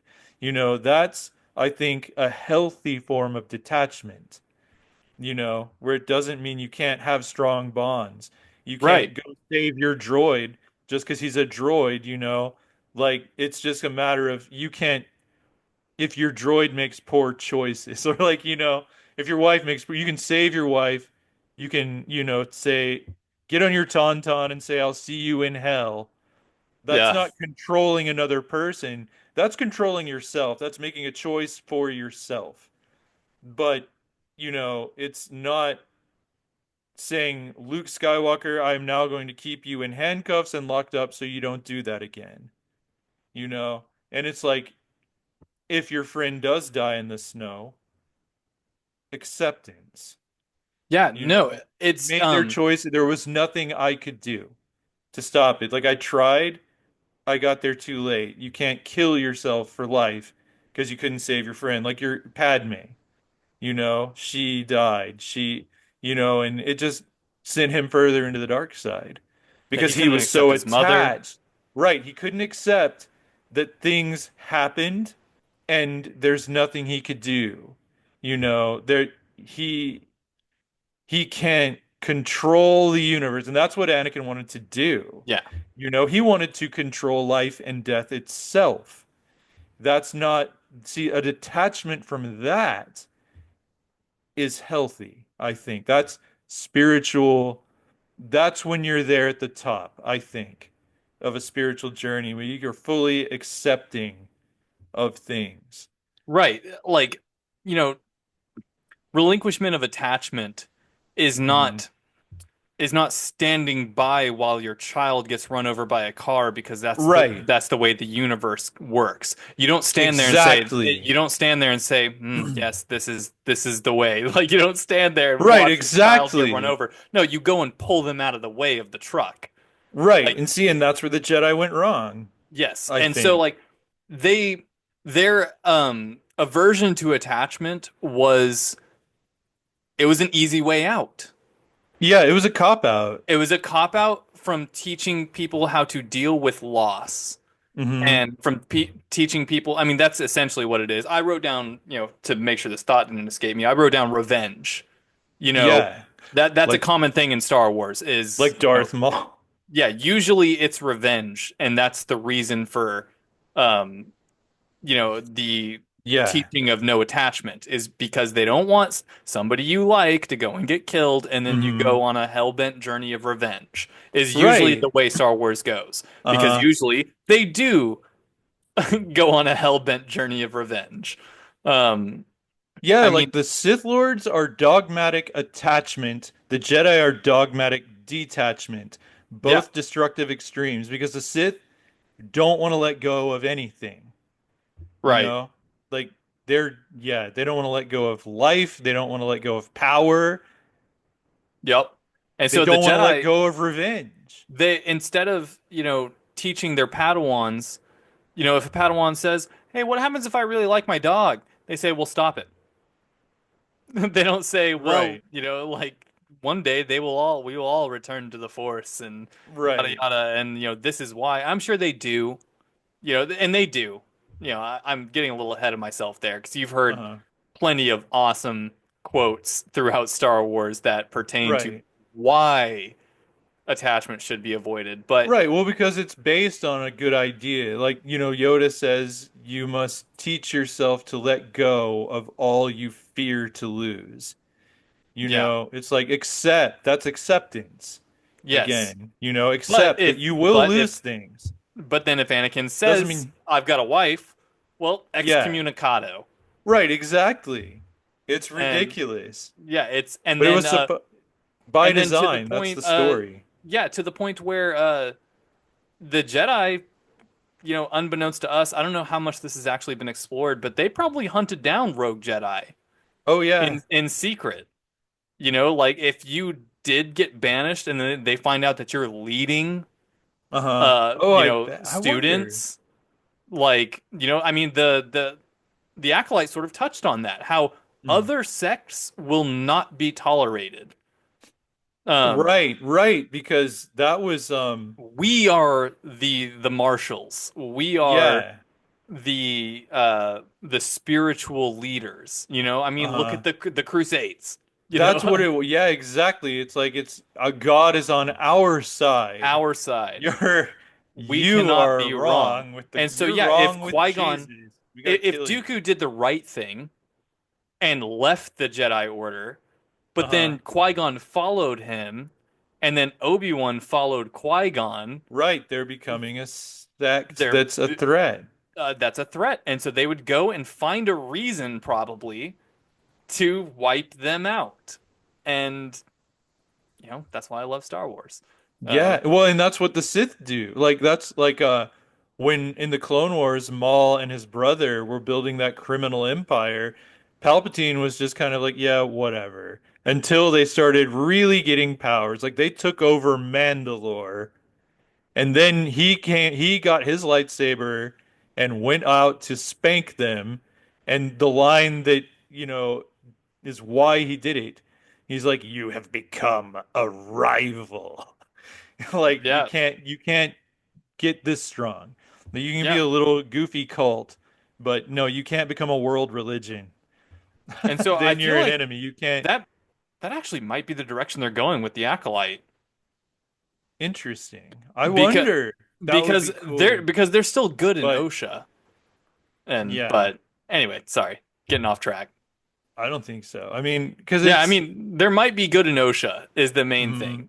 She turned to quote unquote the dark side, and the Acolyte was, I think, the first live action confirmation of how red lightsabers oh come to yeah, be. yeah. Oh yeah, I forgot about that. That's the first time we've on screen seen them bleed a kyber crystal. Yeah, and It's you happened in know, the comics, but yeah, and that's been a much debated thing for a long time with Star Wars, and it started off as just mhm.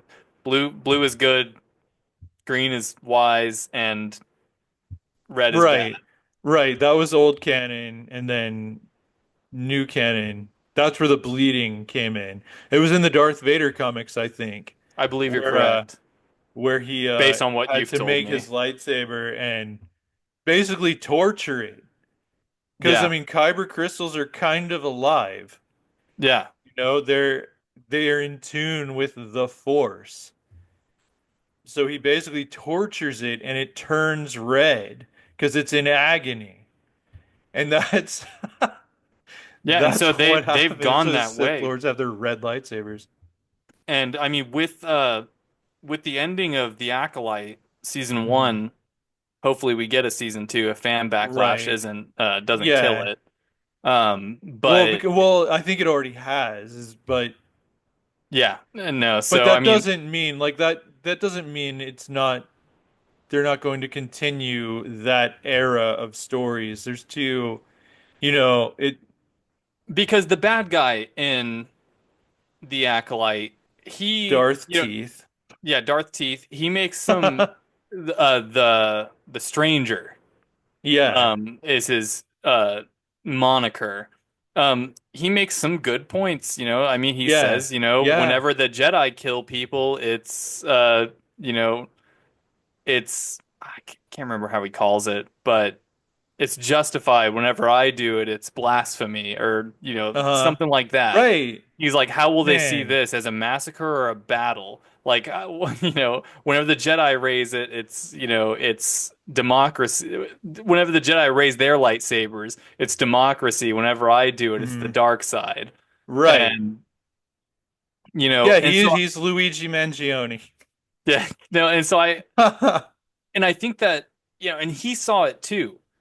Because whenever him and Osha are alone, you can see that he's not such a bad guy, and that could just be Hmm. sociopath Right. Oh, true. taking over. But at the same time, I think that he was also changed by Osha.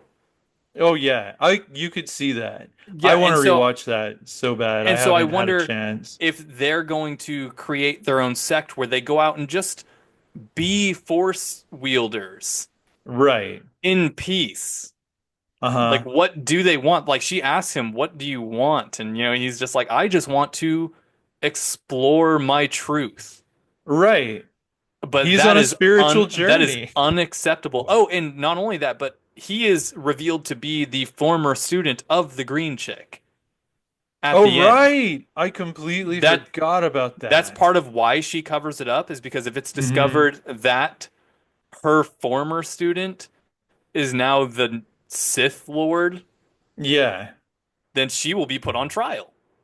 Right. Like Like the she the doesn't want that on a blemish on her career, basically. She doesn't want that, she doesn't want her integrity questioned. right. The same way Soul questioned his own, Right. for good reason in his case. Right. He was a good character, I thought. I liked him a No, lot. he was awesome. Did you know that he learned English to do that role? For real? Yeah. That's That's amazing. why his That's English is impressive. somewhat poor Yeah, in the but I mean, show. it's still English, it's he has a thick accent. Yeah, Some no, people do. and some of his conjugations weren't quite right. You could tell Right. that he was Yeah. reading the word, whether he knew if he was doing it correctly or not. He memorized the script. Right. And so when he Yeah. says don't, he had to really say don't, because he's like, wait, that means do not, which means this in my language. And so he's just reading Uh-huh. it, hoping that it's correct.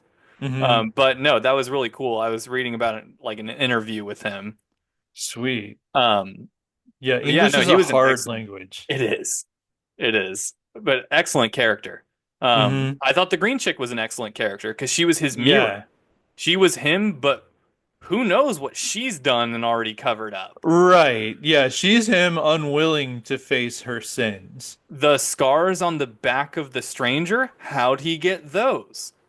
From me. It could have Not been from really. her. He could have Yeah. acted up and then she Oh yeah. lashed out at him. She has a Oh, whip as a lightsaber, that's and he has whip true. marks on his back. I need answers. And so, like, he probably asked a question Hmm. that was a little too close to questioning the Jedi, and she Right. had to beat some sense into him. Because if he is from the old order where they do not take anybody above the age of 4 or 5, Hmm. yeah, he was a Padawan. Hmm. He knew nothing. Where did he get those whip marks from? Probably not Right. before he was a Padawan. And then at some point he left the order. Hmm. And yeah, what's the green chick hiding? Right. And Exactly. there's darkness in all of us. Right. Right. And it's better to face it, And Before you kill somebody. right, and make peace with it. That doesn't mean succumbing to it, but Right. it's acceptance. Like that's a part of who you are. Like it's better to face it than to repress and hide it, like pretend it isn't there, because then you're ignoring it when it gets off leash. Oh yeah. Like And if that you're then it's not worse. acknowledging it, then yeah, Then you you choke can your just pregnant pretend wife. it didn't happen. Yeah. That's Yeah. how it gets to that point. People wonder how it gets to that point. It's probably Right. repression. Repressed feelings come to light, Yeah. and that's how, you don't deal with your childhood trauma and then you repeat it when you become a parent. Right. And, Right. that's how all of that happens. You don't face your darkness Yeah. healthy. or healthily, Yeah. healthily. Yeah. Yeah, that's a word. That's a word. Healthily. So I mean, on the terms of balance, like spiritual Uh-huh. balance, we touched on that. Right. Um, Throughout Star Wars, there's never been a balance. It seems like Mhm. it's always leaning one way or the other, Right. and I feel like that's more often than not how it works. Like Right. That's kind of balance reality. is, That's what I yeah, was gonna balance say. is never being perfectly in tune with your light and dark. It's Right. sometimes you have to walk through the darkness to see the light. Mhm. So, Right. To day get and knocked night. off the path, you know? Yeah, no, I mean, so balance is not necessarily just being I always get these wrong, but omnipotent. Uh-huh. Is that the right Which is one? all knowing. All knowing. No, Yeah, no, that's omniscient. Omnipotent is it's all powerful, isn't it? yeah, it's like omnipotent. Yeah. Like you can do Your it all. potency is You're endless. a god. Yeah. But so I mean, balance is never about just being perfectly in between. There's hmm always like, the Mortis arc. There hmm is a father who represents balance, Balance. but But they're really he's unnecessary. There mhm, is light and there is dark. right. There And it's is like no in between. he kept them in check for a time, Right, you it's a know? decent metaphor. But Right. But they eventually the balance got off. The son killed the the well, he daughter, killed the daughter, yeah. And so essentially, darkness rose, basically. he killed Ahsoka not knowing that his sister would give up her life for Ahsoka. Right. And so he Right. essentially killed So his sister yeah. and was distraught for it, if I recall hmm correctly. Yeah, he was. He was not Um, happy. no, and then the Galactic Empire rose Right.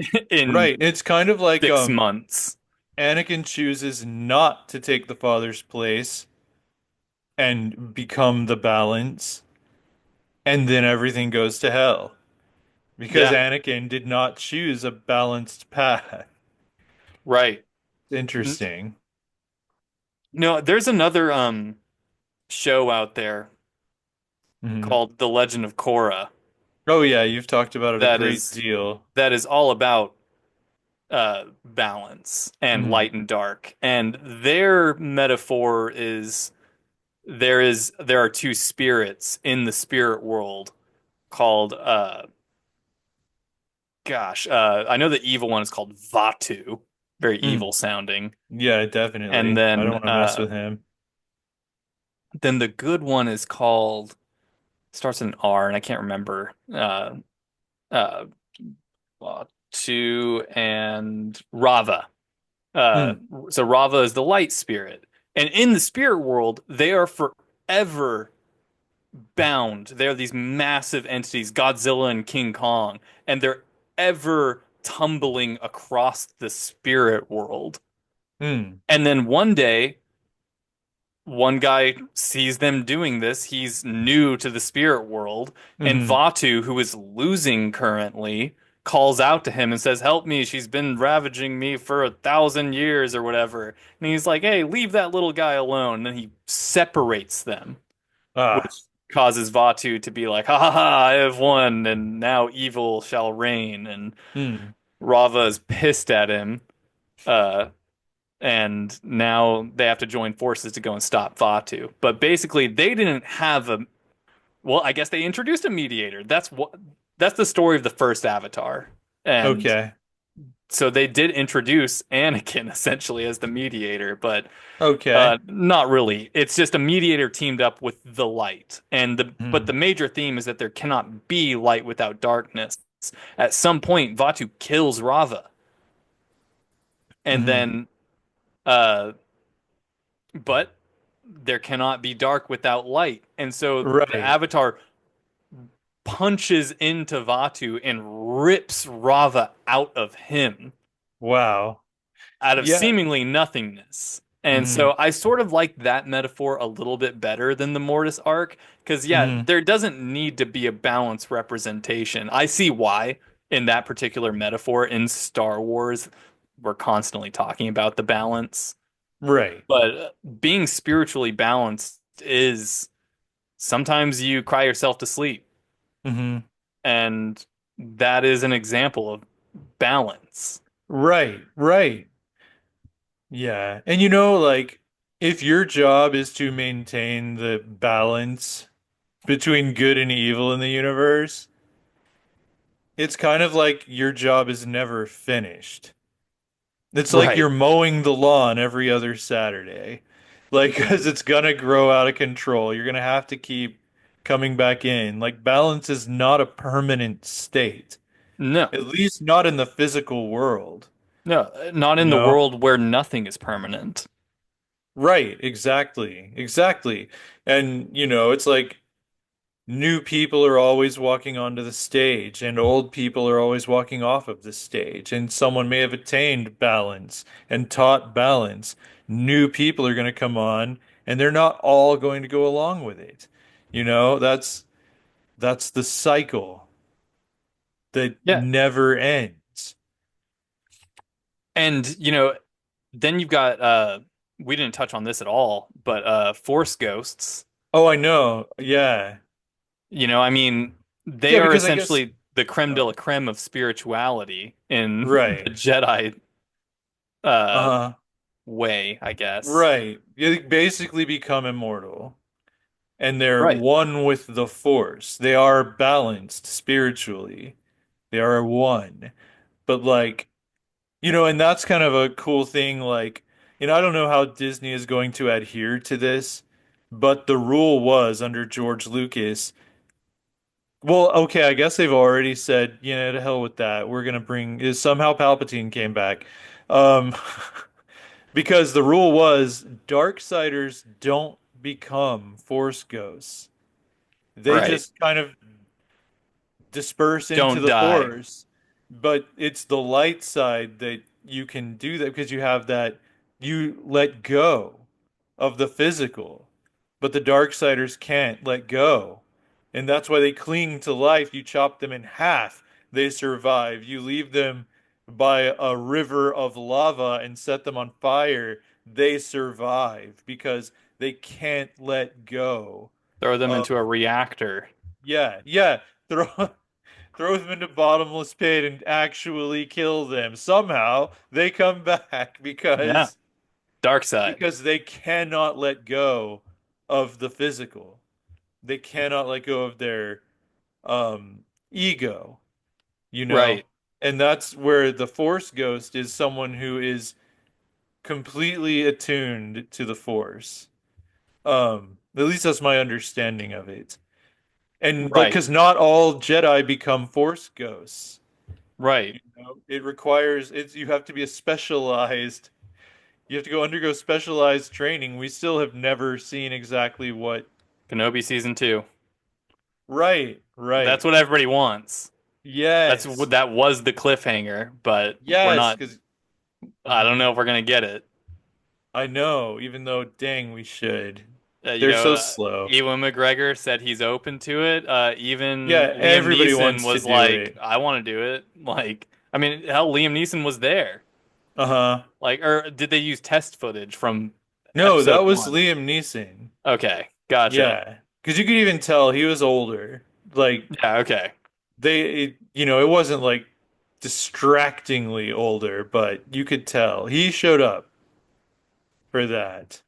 That Boy, was did he. great. Just like he did the voice on Clone Wars too.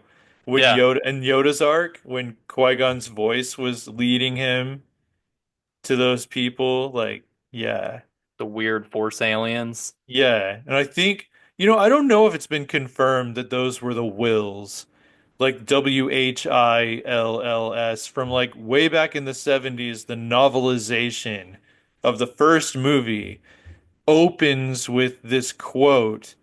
And then it says, from the first saga, the Journal of the Wills. And I think George Lucas said the Wills, basically, he described those things. where there's Hmm. these beings in the Force. They're kind of like Force gods, sort of. They're the highest, most enlightened Force spirits, I guess. So, Right. I don't know. Probably collections of individuals Right. powerful enough in the Force that have collected together as sort of Hmm. a to create a will. Yeah. You know, I mean, they're constantly talking about that, the will of the Force, Right. and apparently the Force has a will. Oh And yeah, the Force it's kind of it's got a consciousness, and I think um yeah, so I think those things have something to do with it, but I don't know. yeah, we won't until Disney decides what they want to tell us. Right. Right. And that's frustrating. Yeah, But gotta wait or yeah, read. Who knows what's in those yeah, books nowadays? right. I gotta catch up. But I mean that's always been Star Wars. Even when it was an indie movie, you know, you had to wait. Yeah, either wait or just be content coming up with your own ideas and make a podcast about Right. it. Right, right. Which a lot of people do. Yeah. You got any I closing mean, thoughts? not really. I mean, I think we've done it. Yeah, We've we've talked like 7 hours of Star Wars in the last 48 hours. Oh, I know. I know. Because we had to get all of it out of our system before we did this, or this would be a 7-hour podcast. Yeah. Because Star Wars, that's always something you and I can go on about and have talk till dawn about Star Wars before Oh, yeah. Multiple times. multiple times. And Sometimes sometimes about just at single random. episodes. Yeah, Like exactly. I'll watch a single episode of something and then we will be Uh-huh. up all night going over, all right, pour out all the Star Wars lore and Right. how does it pertain to this one episode of The Mandalorian I just watched? Right, exactly. I couldn't imagine my sleep schedule if I had watched like Clone Wars and Rebels as it was coming out with you also watching it as it every Uh-huh. single week we'd be or did that release Oh, weekly I or was that know. like on a Cartoon Network schedule where they were pumping those things out like daily, like 5 days a Oh week? no. Rebels was weekly. Okay. Like and 20 something to 15 episodes a season. So, and I would watch it religiously. Like my mother would live in the living on the living room couch at the time, and I was her caretaker, so I'd go out there to watch TV when Rebels was on. On it was funny like when they did I don't know if we're in the where we have to give spoilers anymore to talk about it. So a character died near the end Yeah, I guess we of didn't mention too Rebels. many deaths. Yeah, we didn't. But it's like there are always these like choice, ultimate self-sacrifice kind of deaths.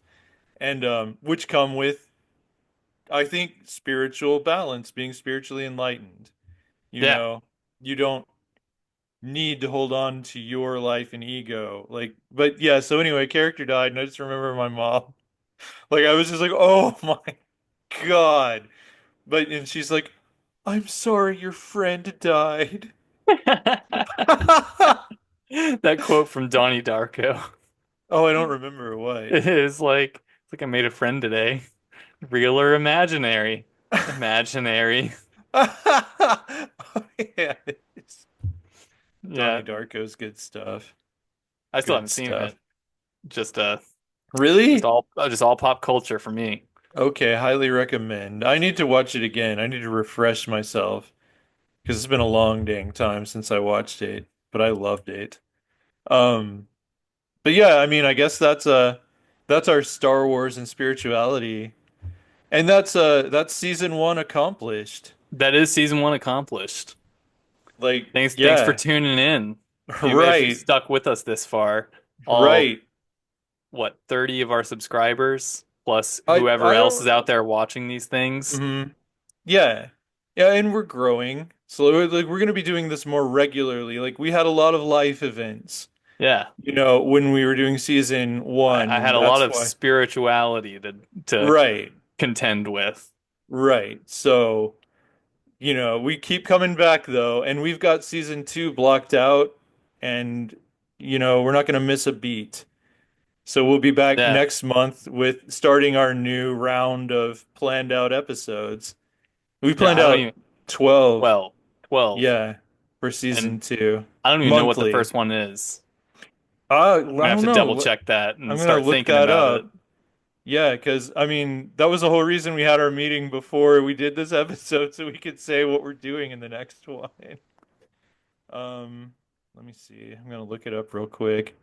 Right, okay, so the next episode, I don't think this is our final title. You said you wanted to revise it, but it's social media, the good, the bad. Oh yeah. Yeah, no. Great. Well, I mean, don't get me started on that. Right. Well, next week, I mean next month, Yeah, we're yeah, gonna definitely get you started on that one. yeah. And you're leading that episode. Oh yeah, no, I'm gonna kick its ass. You're directing it. Yeah. Yeah, you are. It's gonna be good. So we've got that to look forward to. We're gonna have shorts coming out Oh, cool. right Cool. after this episode. There'll be a little bit more Autodidactica in your diet if you're hanging out on YouTube anyway. Yeah, So, where the market's at. right, pretty It's all about much, them pretty shorts. much. But We're yeah, gonna put feel out free to, 2 TikToks before they ban it. right. Probably. That would be hilarious. We get on there and then it's banned. Yeah, that's how it goes. All right. But yeah, so until next time, I have been and will continue to be Glenn Clark. And I'll consider continuing to be Matt Paul. Yeah, I think you should do it. So until next time, may the force be with you. May the force be with you. This is the This way. is the way.